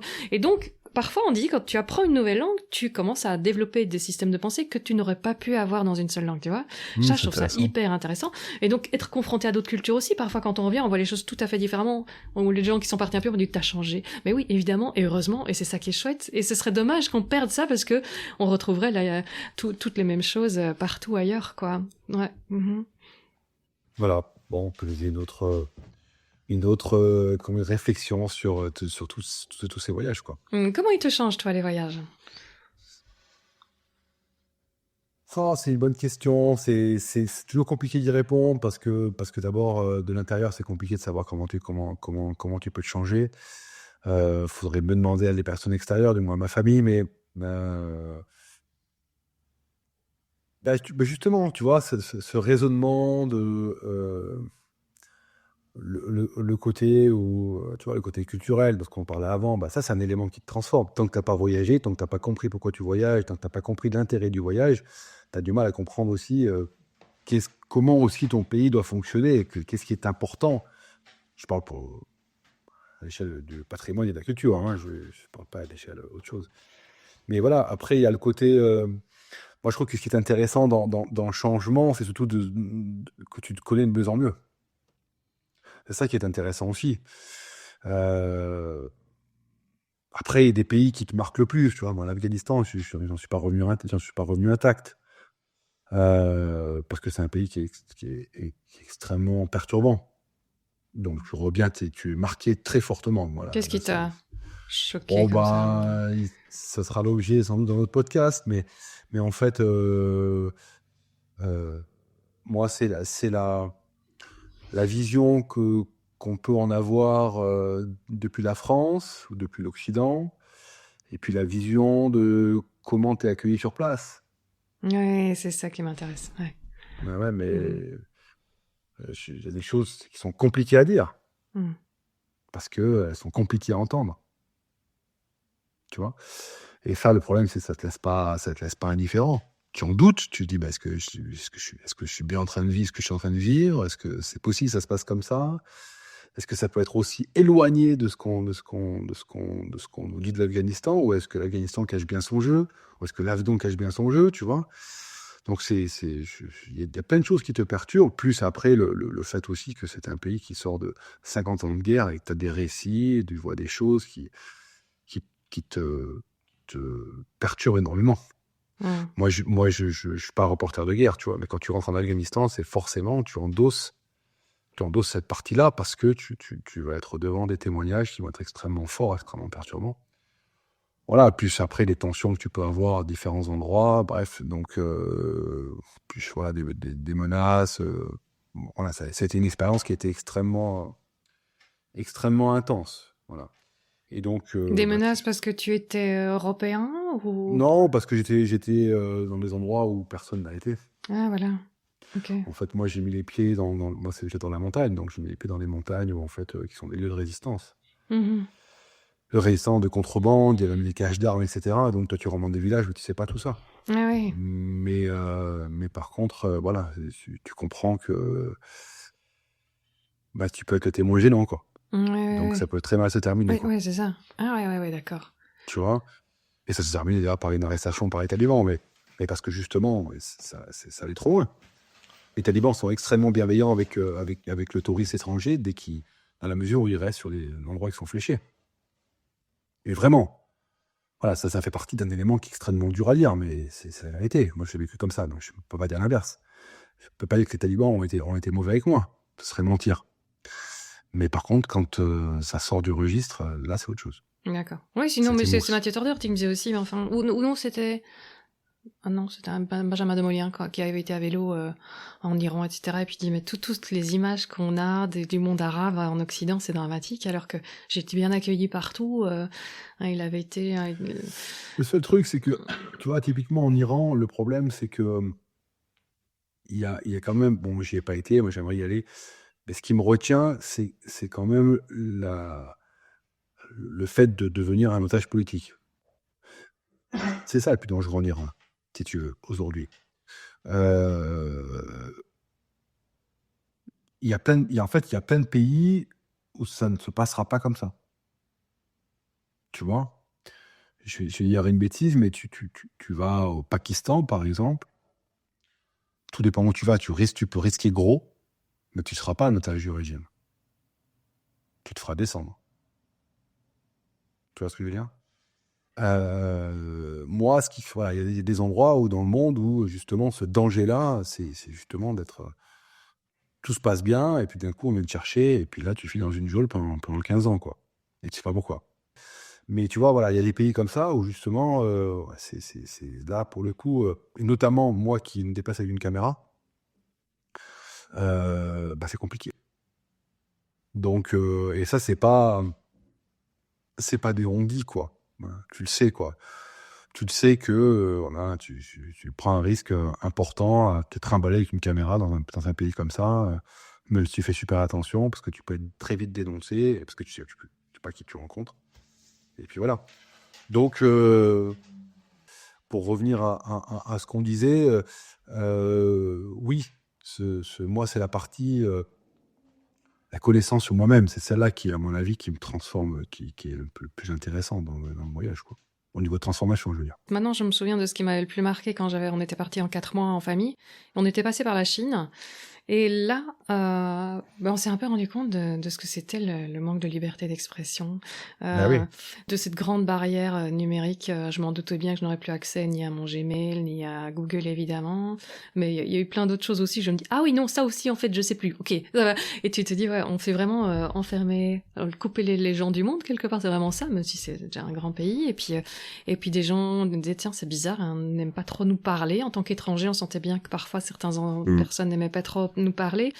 D'autres, on était très très très bien reçus, surtout dans la montagne, justement. Et c'était... Oui, on s'est senti un peu... je sais pas. Et puis bon, on en apprend davantage, effectivement, en se renseignant. Et en revenant ici, c'est en disant, on ne se rend pas compte de la chance qu'on a d'avoir la liberté d'expression, à quel point c'est précieux, et à quel point on peut toujours la perdre. C'est pas parce qu'on est depuis des dizaines d'années dans un pays démocratique qu'il pourrait un jour ne plus l'être. Enfin, oui, ça pourrait arriver si on n'y fait pas attention, et savoir ce que c'est qu'un pays non démocratique et ses conséquences. Mais le savoir intellectuellement et le vivre, c'est deux choses tout à fait différentes, ouais. Exactement. Ça, c'est un point important quand on voyage, on le sait bien. Après, il faut quand même pas perdre de vue qu'on a la liberté d'expression, mais on n'a quand même pas la liberté de l'information. Ça, je tiens quand même à le dire, c'est quand même extrêmement important. C'est pour ça que d'ailleurs, quand tu voyages, tu es extrêmement bousculé par ce que tu vois, parce que justement, l'information que tu as dans ton pays, elle est très partielle. En même temps, est-ce qu'elle se veut universelle? C'est compliqué d'avoir une information universelle. Je veux dire, c'est quelque chose, c'est presque une utopie. Mais n'empêche qu'elle est quand même souvent orientée. Il faut regarder qui est propriétaire des grands groupes de presse. Ouais, mais au aussi. demeurant, oui, mais il y a pas que, mais pas que, parce que si tu prends le service public en France, c'est très orienté aussi, de la même façon, tu vois. Et donc c'est vrai que voilà, on a cette liberté d'expression, on a cette liberté de consultation, mais en même temps, l'information, je trouve qu'elle est, c'est compliqué, quoi. C'est compliqué d'avoir une information diverse, plurielle, de qualité, non orientée, alors que ça devrait l'être, hein. Mhm. On devrait avoir une information non orientée. Mhm. Oui, on va faire un grand On devrait. On va C'est faire le un principe grand même clin d'œil aux médias indépendants. du journalisme. Non, mais c'est vrai. Encouragez-les. Mais voilà, oui, exactement. Donc, écoute, voilà. Donc ça, c'est quelque chose qui pour le coup, me paraît extrêmement important, parce que quand tu prends des crises dans le monde, eh ben, elles sont pas traitées de la même façon du pays dans lequel tu te situes, hein. La guerre entre la Russie et l'Ukraine, côté Asie centrale, ils ne voient pas de la même façon, hein. Ouais, ils voient ça comment? Bah, pour eux, ils se sentent un peu moins impliqués, ils sont plus proches de la Russie, parce que bah, c'est des ex-républiques de l'URSS, tu vois. Et donc, ouais, puis bon, ils sont en partenariat avec la Russie, donc ils comprennent pas tout, tu vois. Eux, ça se passe bien avec la Russie, même si, bon, la Russie a fait des ingérences de partout, mais tu vois, ils comprennent pas. Je ne peux pas te dire quelle opinion tranchée peut y avoir, je ne me suis pas renseigné là-dessus, et puis c'est pas forcément des sujets que tu évoques tout le temps, mais tu sens que c'est pas aussi tranché que côté occidental, côté ouest. C'est vrai que c'est un luxe de pouvoir justement aller frotter son point de vue à ceux d'autres, et avoir le luxe de pouvoir aller se faire son opinion soi-même sur le terrain sur pas mal de choses. Ouais. En fait, c'est ça qui est extrêmement important, et moi je lui dis souvent, et c'est vrai que je trouve que c'est intéressant, et c'est ce qui est intéressant, je trouve, dans le voyage. Et c'est pour ça aussi que je le fais, c'est de pouvoir ramener un témoignage qui est le mien, qui va être mon éclairage. Ça me regarde, ça c'est personnel, dans le sens où c'est un choix que j'ai fait, mais qui se veut être un témoignage. C'est-à-dire que forcément, je l'oriente, c'est logique, mais parce que forcément, de par l'éclairage que tu l'amènes, mais j'essaie qu'il soit le plus proche de ce que j'ai vécu sur le terrain. Que ça choque, ou que ça choque pas, peu importe. Mais il faut que ce soit le plus proche possible. Parce que je trouve que ce témoignage-là, il a une forte valeur pour les gens qui ne peuvent pas y aller, pour les gens qui veulent avoir une autre information. Encore une fois, je ne suis pas journaliste, hein, donc je n'ai pas aucun devoir de journalistique particulier. Mais si je vais dans un pays à la rencontre d'eux ou à la découverte d'eux, pour moi, c'est important que ce soit retranscrit de manière fidèle, et que je me mette pas, comment dirais-je, dans le dans l'alignement de l'information qu'on veut nous servir. Ouais. C'est ça que je chouette. C'est vrai que moi, depuis que j'ai commencé le podcast, j'ai une vision du monde très, très différente que j'essaie de transmettre aussi à mes filles. Et c'est un angle très particulier que j'adore. Voilà. Le Mais monde oui. via la lorgnette de l'aventure. Après, ce qui est important de dire aussi, c'est que parce que les gens qui vont nous écouter, c'est pas non plus comment dirais-je, euh, comment dirais-je, un joker pour aller n'importe où et faire n'importe quoi. C'est important de le dire, ça. C'est pas parce que, tout à l'heure on a parlé d'Afghanistan, d'une certaine façon, que c'est un joker pour aller là-bas en disant ouais, non, mais c'est bon, Cédric a dit que, donc j'y vais. Tu vois? Il y a des zones qui sont rouges, d'ailleurs, sur le ministère des Affaires étrangères, hein, beaucoup dans le monde. Des fois, on est surpris par ce qui est écrit sur ces sites officiels et puis sur ce qu'on compte sur le terrain. Mais bon, voilà, il faut toujours voilà, garder un peu de distance par rapport aussi à ce qu'on peut se dire là maintenant, parce que c'est aussi une progression, tu vois, dans le voyage, quoi. Voilà. Mais en tout cas, voilà, moi, ce que je veux vraiment, c'est mettre ce témoignage le plus proche de ce que j'ai vécu, quoi. Voilà. Que ça plaise ou pas en termes de contenu, peu importe, mais c'est important, quoi. Avant de passer à des questions générales par lesquelles je termine toujours le podcast, je voudrais que tu me racontes une belle rencontre qui a pu te marquer lors de ce voyage. Alors moi, j'ai beaucoup aimé, c'était la dernière, mais elle n'est pas filmée parce qu'il ne voulait pas être filmé, justement. Chouette, tu vas bien vouloir nous le raconter alors. Bah, du coup, je peux la raconter. Non, mais c'est dans ce village des Sables, à Kuduk, il s'appelle Djankerbik. Et en fait, le gars est extrêmement, extrêmement touchant. Dès que j'arrive dans le village, tout de suite, il m'accueille. Il veut impérativement que je rentre chez lui, alors que bon, j'avais pas prévu spécialement. J'aurais pu dormir dehors, mais non, surtout pour lui, pas du tout. Tu es mon invité, donc j'ai droit à un repas de fête. Il y a sa femme qui est là aussi. Donc c'est une très belle rencontre. Bah, elle est toute simple parce que il y a rien de très fou dans ce que je dis là, mais il y a vraiment cette chaleur humaine, quoi. Cette chaleur humaine de gens qui vivent durement dans le désert, qui vivent au milieu de nulle part et qui vont te donner tout alors qu'ils n'ont pas grand-chose, et qui vont t'apporter le meilleur confort. T'es l'invité, t'es l'envoyé de Dieu, t'es le roi, appelle ça comme tu veux. Et donc après, bon, c'est compliqué. Tout à t'as envie de leur rendre l'appareil, mais tu peux pas.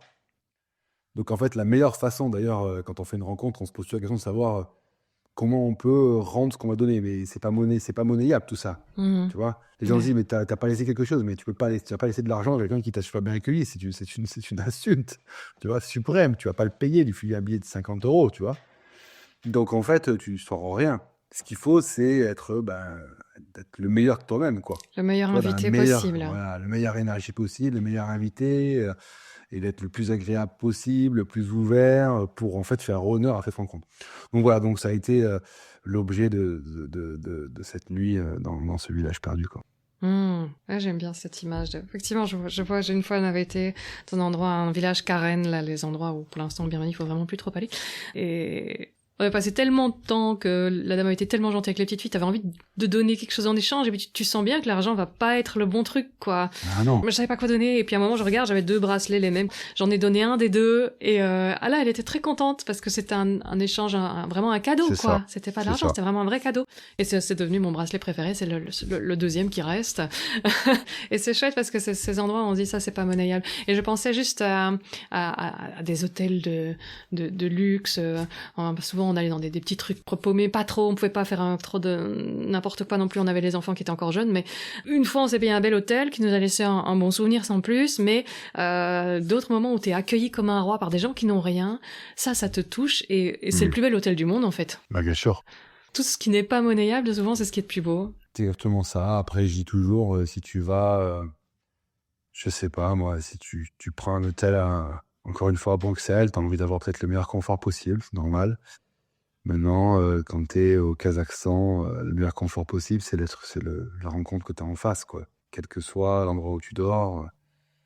Voilà, donc c'est des visions totalement différentes, mais qui dépendent du contexte. Ouais. Ouais, mais cette idée d'offrir, c'est vraiment chouette. Et Mm. c'est vrai que c'est dommage, quand tu vas là-bas, t'es si bien accueilli, souvent, enfin, j'ai pas partout, c'est pas universel, il faut pas non plus faire les images épinales, mais quand même, il y a un sens de l'accueil, aussi dans la culture musulmane, hein, Mhm. qui est très fort. Et puis, quand eux viennent chez nous, ça nous doit un petit peu déchanter, on a perdu cette notion de la porte ouverte, souvent, et ça, c'est dommage. Ouais. C'est extrêmement, je pense, bon, c'est un sujet on pourrait prendre des heures, mais c'est extrêmement difficile. Je pense que la comparaison, on peut pas la faire. Mhm. On peut pas la faire parce que les cultures sont pas les mêmes, les visions sont pas les mêmes, les pressions sont pas les mêmes, la densité de population n'est pas la même. Je suis pas certain que tu vas dans une ville musulmane de 2 millions d'habitants, que tu sois aussi bien accueilli que dans un village de 30 âmes, tu vois. Qui est normal, ce qui est totalement normal. Je veux dire, tu vois, on parlait d'interaction tout à l'heure. Mais nos Ouais, villages les de gens sont. 30 âmes, tu crois qu'ils ouvrent plus facilement leurs portes à l'étranger? Ben, en fait, si tu veux, c'est l'idée d'un film que je veux faire. Hmm. Alors bon, peut-être que je balance l'idée à quelqu'un qui voudra le faire, mais j'ai envie de l'essayer. Et pour avoir la réponse. Parce que moi, c'est vrai que... Attends, mais c'est avec toi que tu me disais, bah mais oui, c'est avec toi que j'avais dit sur les posts, tu avais fait un post en disant cette générosité des gens qui n'ont rien là-bas, ça me pose question, et moi je t'ai Bien répondu sûr. parce que je l'ai vécu, que la générosité ici aussi, pour moi j'ai toujours rencontré beaucoup plus de générosité chez des gens qui avaient moins que chez des gens qui avaient tout, C'est ça. et c'est Non, mais ça se intéressant, c'est teste. interpellant. Mhm. Ça se teste. Moi, je pense que ça se teste, en fait. C'est la meilleure des façons pour voir réellement ce qu'il en est. Ouais. C'est de faire ce test-là. Voilà. Il ne faut pas le faire à Marseille, tu vois. Mais il faut le faire dans des villages, les centres de la France, je ne sais où. Et voir, en effet, si tu es accueilli bien ou avec une fourche, quoi. Mais bon, après, attention, comme on dit souvent, le problème, c'est qu'en France, on a le réflexe d'envoyer les gens à l'hôtel. Hein. Parce que ça existe. Oui, c'est Parce que vrai. c'est ce que cherchent les gens. Quand ils se déplacent, quand ils voyagent, les gens, ils ne cherchent pas à dormir chez l'autre. Ils veulent un truc confortable, ils veulent leur intimité, etc. Donc on va dire, bah, il y a une chambre d'hôte là-bas, il y a un hôtel. Donc en fait, ça va être la première. Ça va biaiser en fait l'hospitalité. Quand tu arrives au Kazakhstan dans un village, il n'y a pas d'hôtel, il n'y a rien. Donc en fait, l'hébergement, il est chez l'habitant.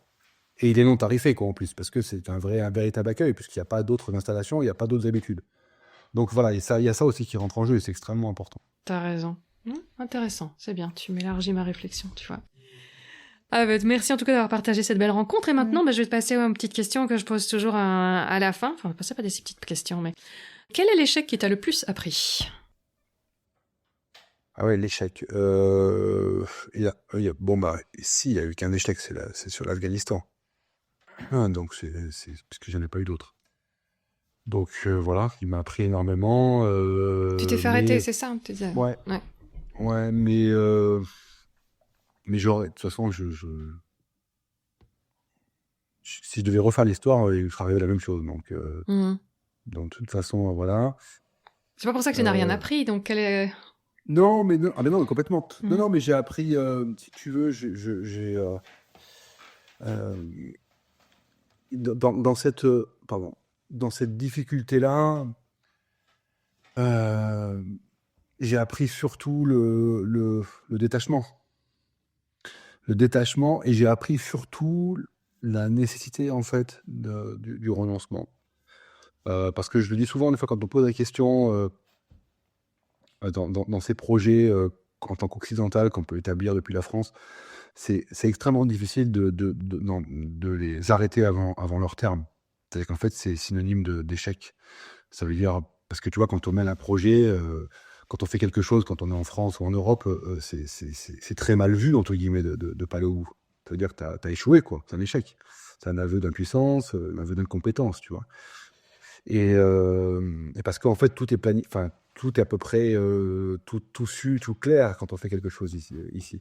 Sauf que on le développe de la même façon, ce projet, depuis la France, mais quand on le met sur le terrain, bah, en fait, on se rend compte que les maillages, tu vois, c'est des deux grilles au début, elles vont bien, puis petit à petit, ces grilles, elles se décalent, en fait.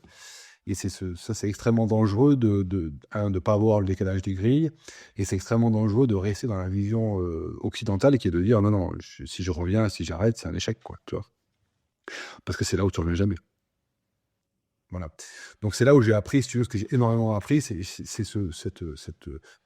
cette nécessité, en fait, de toujours, de toujours faire correspondre la réalité au projet, et de voir si tout est toujours aligné. Et si ça ne l'est pas, soit de remettre en alignement les choses parce que tu peux le faire, soit de voir qu'en fait, ce que tu avais imaginé, c'était une pure Projection de folie. l'esprit ou... Voilà, un pur fantasme, mais Mhm. qu'en fait, ça ne peut pas se produire sur le terrain. Mais je te dis, c'est extrêmement formateur pour ça et c'est extrêmement important de pouvoir arrêter, de pouvoir renoncer, quoi. Voilà, donc c'est ça surtout que j'ai Et c'est retenu. détachement par rapport à tes envies à toi, ou détachement du regard des autres en disant je m'en fous si les autres considèrent que c'est un Par rapport échec. à tout, hein, par tout. rapport à tout, par rapport à ça, détachement aussi par rapport à ce que tu vis, à la pression de ce que tu vis sur le moment, ce qui peut t'empêcher de prendre les bonnes décisions, Aussi. tu vois, ou qui peut t'empêcher d'avoir les bons comportements, les bonnes réactions. Donc il y a ça aussi, c'est important tu vois, de garder de la distance, même si tu sais que tout peut t'échapper, quoi. Et tu fais Tu comment vois. alors pour garder cette distance quand t'es dans une situation un peu tendue? Ouais, je pense que mais ça c'est plus une accumulation d'expérience. Ouais, voilà. Donc Il n'y a l'expérience, pas il de, n'y il a y a pas, pas de, il y a pas de recette miracle. Tu peux pas. y a pas de raccourci. Si t'es stressé toute l'année sur tout un tas de choses, tu peux pas arriver, tu peux pas être zen face à une situation de menace imminente, tu vois. C'est aussi un peu en revenir à ton avertissement que tu disais, attention, c'est comme première aventure, faut pas choisir le plus compliqué. Exactement. Donc à nouveau, Exactement. il faut faire ces expériences. En fait, tout est une histoire de concentration. C'est-à-dire que je te prends un exemple sur mon aventure au Tadjikistan. C'est un de mes autres films de 2025 qui s'appelle Vrang. Et dans cette aventure, en fait, je savais, parce que c'est une altitude, c'est très engagé, que j'allais devoir traverser des rivières. Et les rivières, c'est extrêmement dangereux. C'est là où il y a le plus de morts en Asie centrale quand tu les traverses. Parce qu'il y a un taux de courant, tu te fais emporter, etc. Tu te noies. Et en fait, je savais que j'allais être en montagne, dans des environnements qui sont extrêmement froids. Et donc les rivières, elles sont, je sais pas, à 4-5 degrés, tu vois. Et je m'étais dit, bon, tu vas devoir le faire, tu es tout seul. Mais il faut impérativement que l'eau froide, le bruit, le bouillonnement, tout ça ne soit plus des éléments perturbateurs.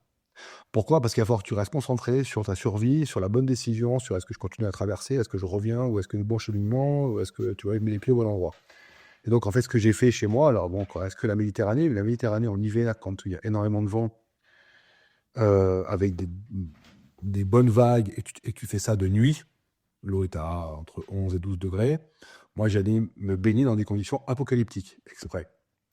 Donc je rentrais dans l'eau, nuit noire, tu vois, avec beaucoup de vagues, bien sûr, donc c'est hyper dangereux que tu rentres dans l'eau là-dedans, tu vois, tu sais pas où est-ce que où est-ce que tu vas nager, et j'allais nager entre 15 et 20 minutes là-dedans, dans ces conditions difficiles.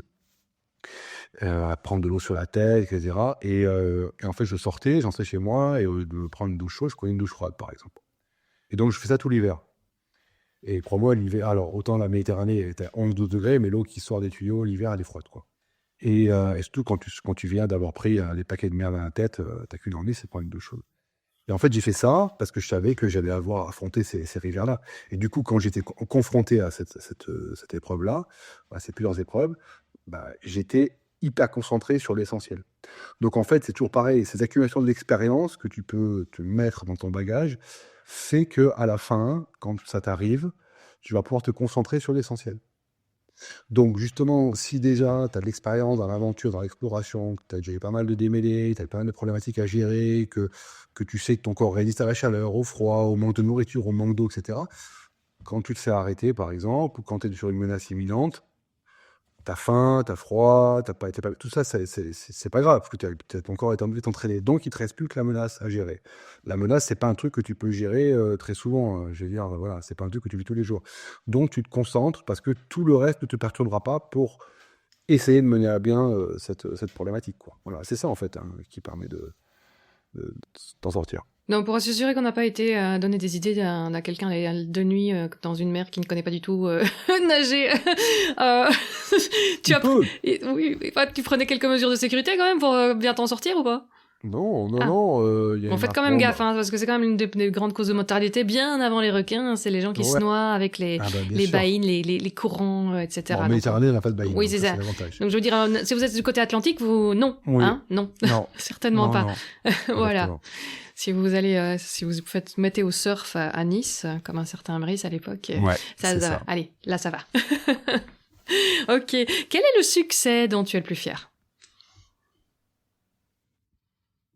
Bah, moi, mon parcours, mais en général, tu vois, je suis très content fier, je sais pas, content, oui, plutôt, tu vois. Mhm. Parce qu'en fait, moi, je fais les choses pour le partage avec les autres, c'est évident, mais je les fais avant tout pour moi. Parce que j'aime faire ça. Après, qui m'aiment me suivent. Voilà. Je parle par exemple sur les réseaux sociaux, tu vois. Ceux qui m'aiment pas, bah, faut me suivre pas, c'est pas grave. Il y a plein de gens à suivre, plein de gens qui seront plus en adéquation avec ce que vous imaginez, donc c'est très bien.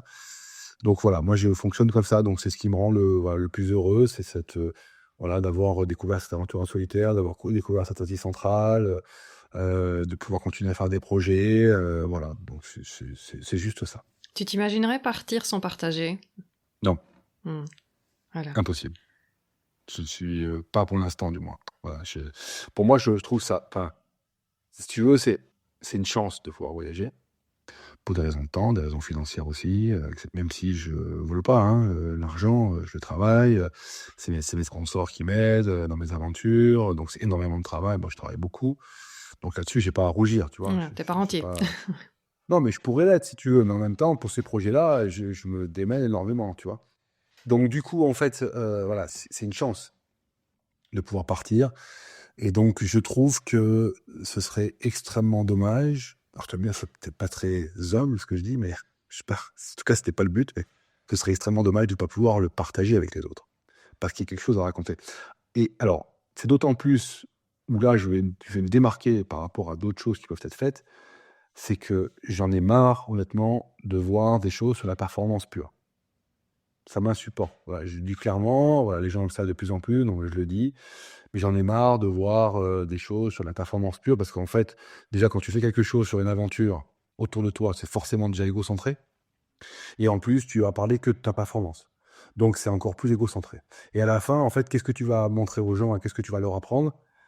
Voilà, t'as vu comme je suis beau, comme je suis fort et ce que j'ai pu faire. Et en fait, ça, j'en ai vraiment ras la casquette. D'ailleurs, ça m'intéresse plus, je ne regarde plus ni aucun documentaire, ni aucun film là-dessus. 20 secondes ou 30 secondes sur Instagram, ça me va très bien. Je dis bravo, je dis c'est extraordinaire, mais pour moi, ça vaut pas plus que ça. Le premier qui a monté l'Everest en slip à pois, ça t'intéresse pas? Non, je veux dire, parfois, on ne sait plus qu'inventer pour être le premier. Non, mais attends, si, c'est intéressant, et c'est bien que les gens le fassent. C'est bien qu'ils puissent le témoigner. Mais en faire un film de 52 minutes, non. Enfin, non, ils font ce qu'ils veulent.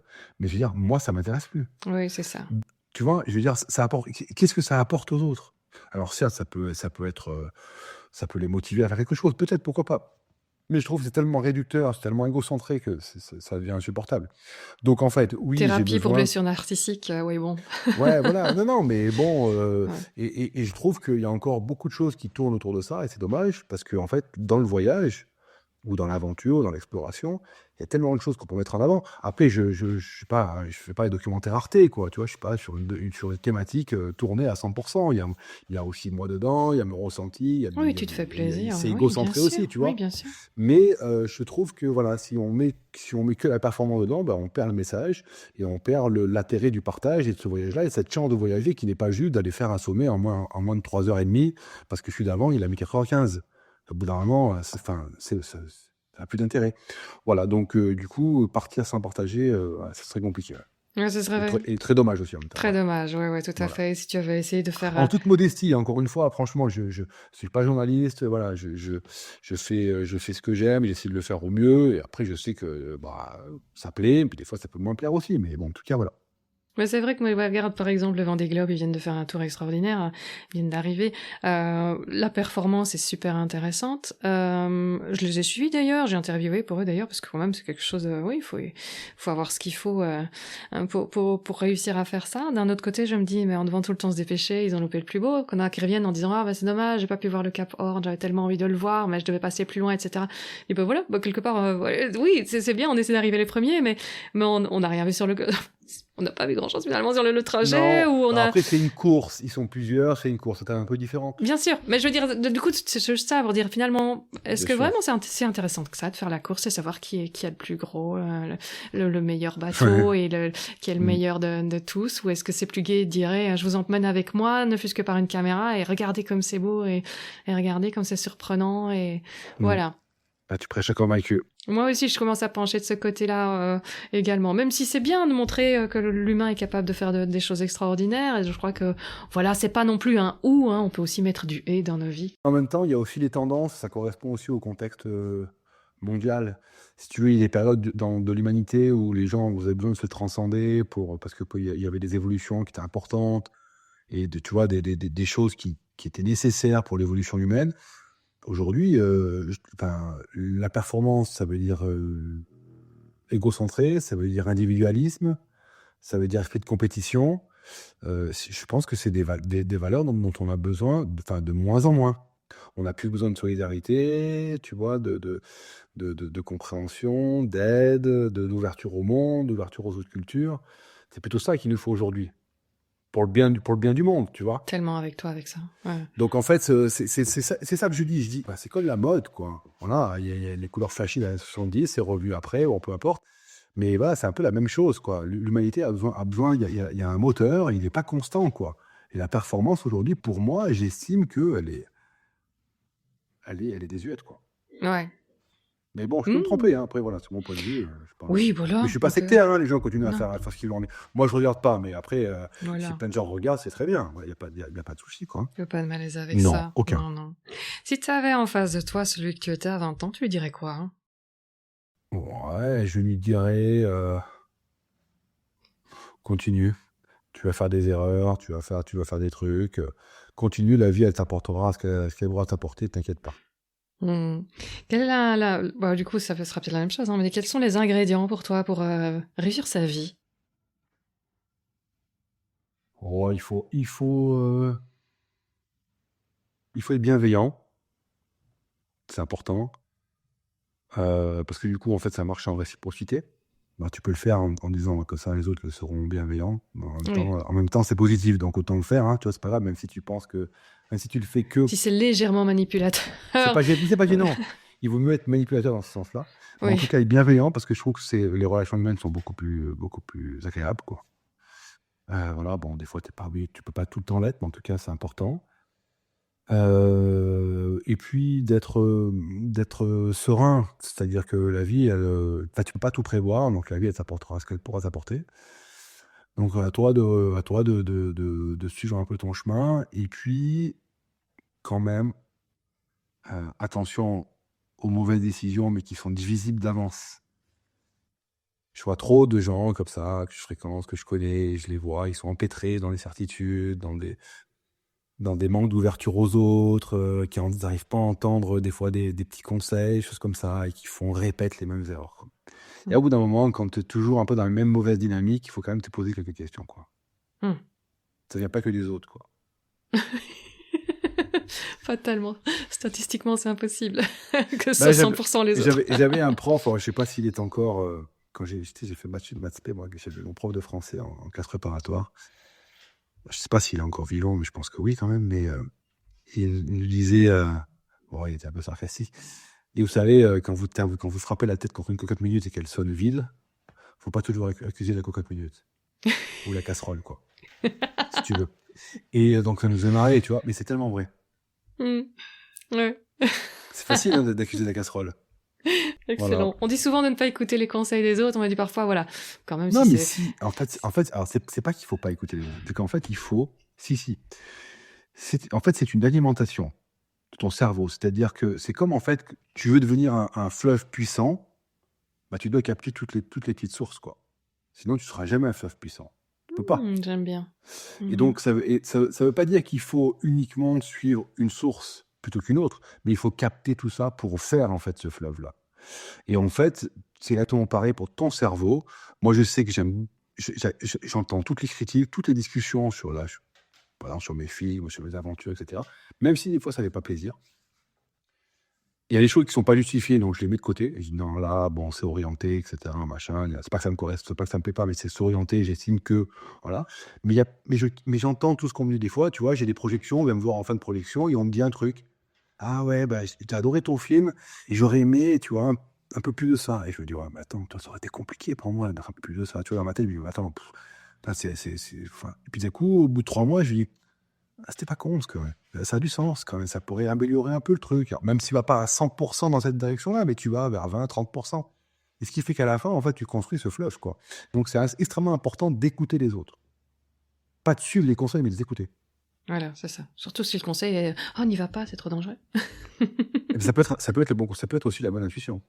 Ouais, donc quand même prendre le temps d'écouter ce qu'on dit. Alors, Bah oui.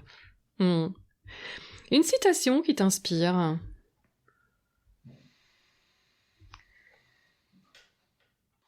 Si il n'y en a pas, hein, c'est pas grave. Ouais, si, tu vois, très classique, carpe diem, et puis feu, quoi. Voilà, très simplement, la vie, elle est faite pour être vécue. Il faut la vivre, quoi. Voilà, c'est quelque chose de très simple. Carpe diem, saisis le jour. Donc, voilà. Effectivement, après tout, maintenant, c'est plus à la mode de parler de vivre le moment présent, mais c'est exactement la même chose, en fait. Oui, parce que j'ai fait la portée là-dessus. Pourquoi c'est important? C'est parce que c'est la seule chose qu'on maîtrise. C'est le présent. Le passé, lui, c'est déjà fait, donc on ne peut pas revenir dessus. Et l'avenir n'existe pas. Celui qu'on a dans notre tête, il n'existe pas. Et il n'existera jamais. Hein.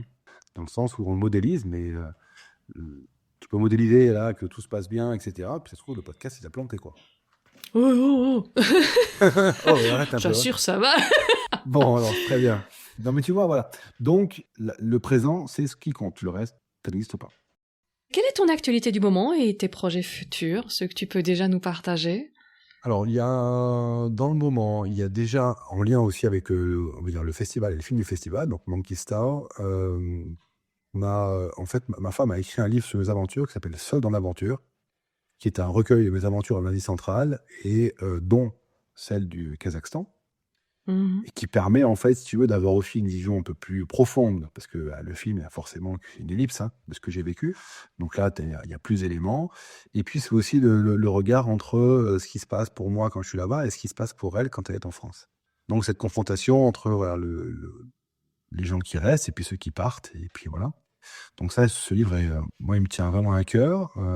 Et puis, deuxième chose, en termes d'actualité, c'est mon livre photo sur l'Afghanistan, qui va sortir voilà, au mois de mars, là, fin mars, donc pour le festival, et qui en fait relate mon exploration dans les montagnes afghanes. Donc voilà pour, on va dire, l'actualité très très récente. Immédiate, ouais. Immédiate, pardon. Et puis ensuite, juste après le festival, je vais partir au Kazakhstan. J'amène un groupe de cyclistes. On va refaire mon itinéraire au mètre près. Donc, je suis très content.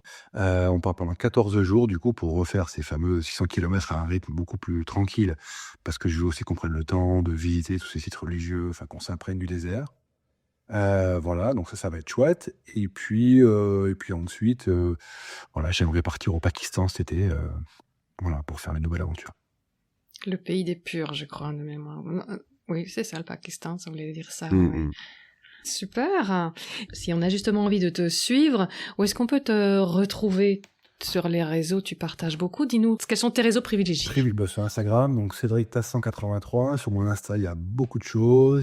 Voilà, donc on retrouve aussi des anciennes stories que j'ai pu mettre à la une sur mes différentes aventures. Donc les gens peuvent revivre ce que j'ai pu expérimenter dans ces différents pays. Donc ça, c'est intéressant. Plus, voilà, tout un tas de posts. Après, j'ai mon TikTok aussi. C'est avec sur TikTok, mais bon, ça démarre. J'ai quelques abonnés, donc voilà. Mais en tout cas, voilà, je suis quelqu'un qui aime bien ce canal-là. Après, j'ai une chaîne YouTube aussi. Je suppose qu'il y a déjà un de tes anciens documentaires ou l'autre. Oui, alors c'est vrai que c'est intéressant, ouais, parce que c'est vrai que ce que je fais, c'est que dès que les documentaires ont terminé leur vie au cinéma et en festival, voilà, je les mets sur mon YouTube. Et voilà, donc là, pour l'instant, il y en a, je crois, 3 déjà. Ok. Et puis, il y en aura sans doute un 4e assez rapidement là, au printemps, quoi. Génial, mais voilà, comme ça on sait te retrouver. Je suppose que tu as un site web aussi pour CédricTassan.fr. Ah oui, compliqué comme titre. Ouais, c'est vraiment pénible. Écoute, un énorme merci pour ton temps cet après-midi, Cédric. Merci à toi, et puis à bientôt. C'est une très belle conversation que Cédric nous a mise là entre les oreilles. Si vous êtes comme moi, vous aurez envie d'en savoir plus sur cette aventure et sur les autres explorations aussi d'ailleurs. Comme les émotions, ça se partage. Pour découvrir son exploration kazakh sur grand écran, on se retrouve le vendredi 28 mars à Volubilis à Bruxelles pour la soirée Into the Wild en présence de Cédric Tassan. Comme toujours, je termine en te demandant de faire un petit geste tout simple qui fait un monde de différence pour le projet. Storylific soutient la reforestation, donc si l'épisode t'a plu, partage-le sur tes réseaux ou parle-en autour de toi, car plus il y a d'oreilles, plus on plante. Merci à toi pour ton écoute et merci à mes partenaires, Ice Adventure et la banque CPH, pour leur soutien à ce podcast. À bientôt. C'était 6000 km, c'est ça? Ah, tu dis par 10, 600. Ah pardon. Bon, je recommence. Non, mais c'est marrant. Non, mais c'est J'ai marrant. eu Sophie Planck, tu vois. Non, J'ai eu mais- la maison récemment. Mais il y en a qui partent 3 ans, alors c'est Mais normal, ils peuvent faire 6000 km. Toi, tu pars moins longtemps, tu comprends?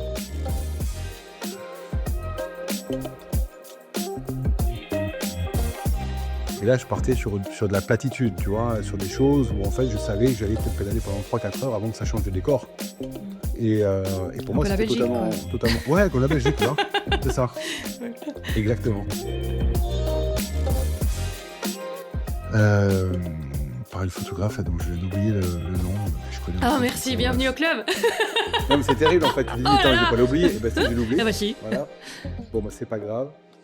Et ouais, Micheline Pelletier, voilà, ça me revient. Ah merde, Et, lui c'est souvenu. Moi, il faut que je regarde. ouais. C'est dans Et un oui. livre là. Je suis un peu miro, j'ai pas mis mes lunettes. Non, moi, c'est tout mieux, tu vois. Et en fait, c'est donc. J'ai encore jusqu'à la fin de l'épisode. Oui, j'ai cru que tu avais eu quelque part un meilleur pote qui s'appelait Stan et que tu voulais honorer parce que tu fais C'est tous les ça. trucs en stand. C'est ça, exactement. C'est ça. C'est ça, exactement. D'ailleurs, ça y est, on commence à arriver au bout. Son fils s'appelle Stan. Ah ben voilà. Non, il s'appelle pas Stan. Il s'appelle Lucas, je lui passe le bonjour, mais non, il s'appelle pas D'accord, Stan. le pas trop tard pour avoir un chien que t'appelleras Stan. Hein. Oui, c'est possible, c'est possible. Le problème, c'est que le chien, il faut s'en occuper, donc il faut être en France. Ah oui. Eh ouais. Et pourtant, j'adore les chiens, mais là, c'est compliqué. Voilà, on est bon. C'est parti. Bonjour, Cédric Tassan.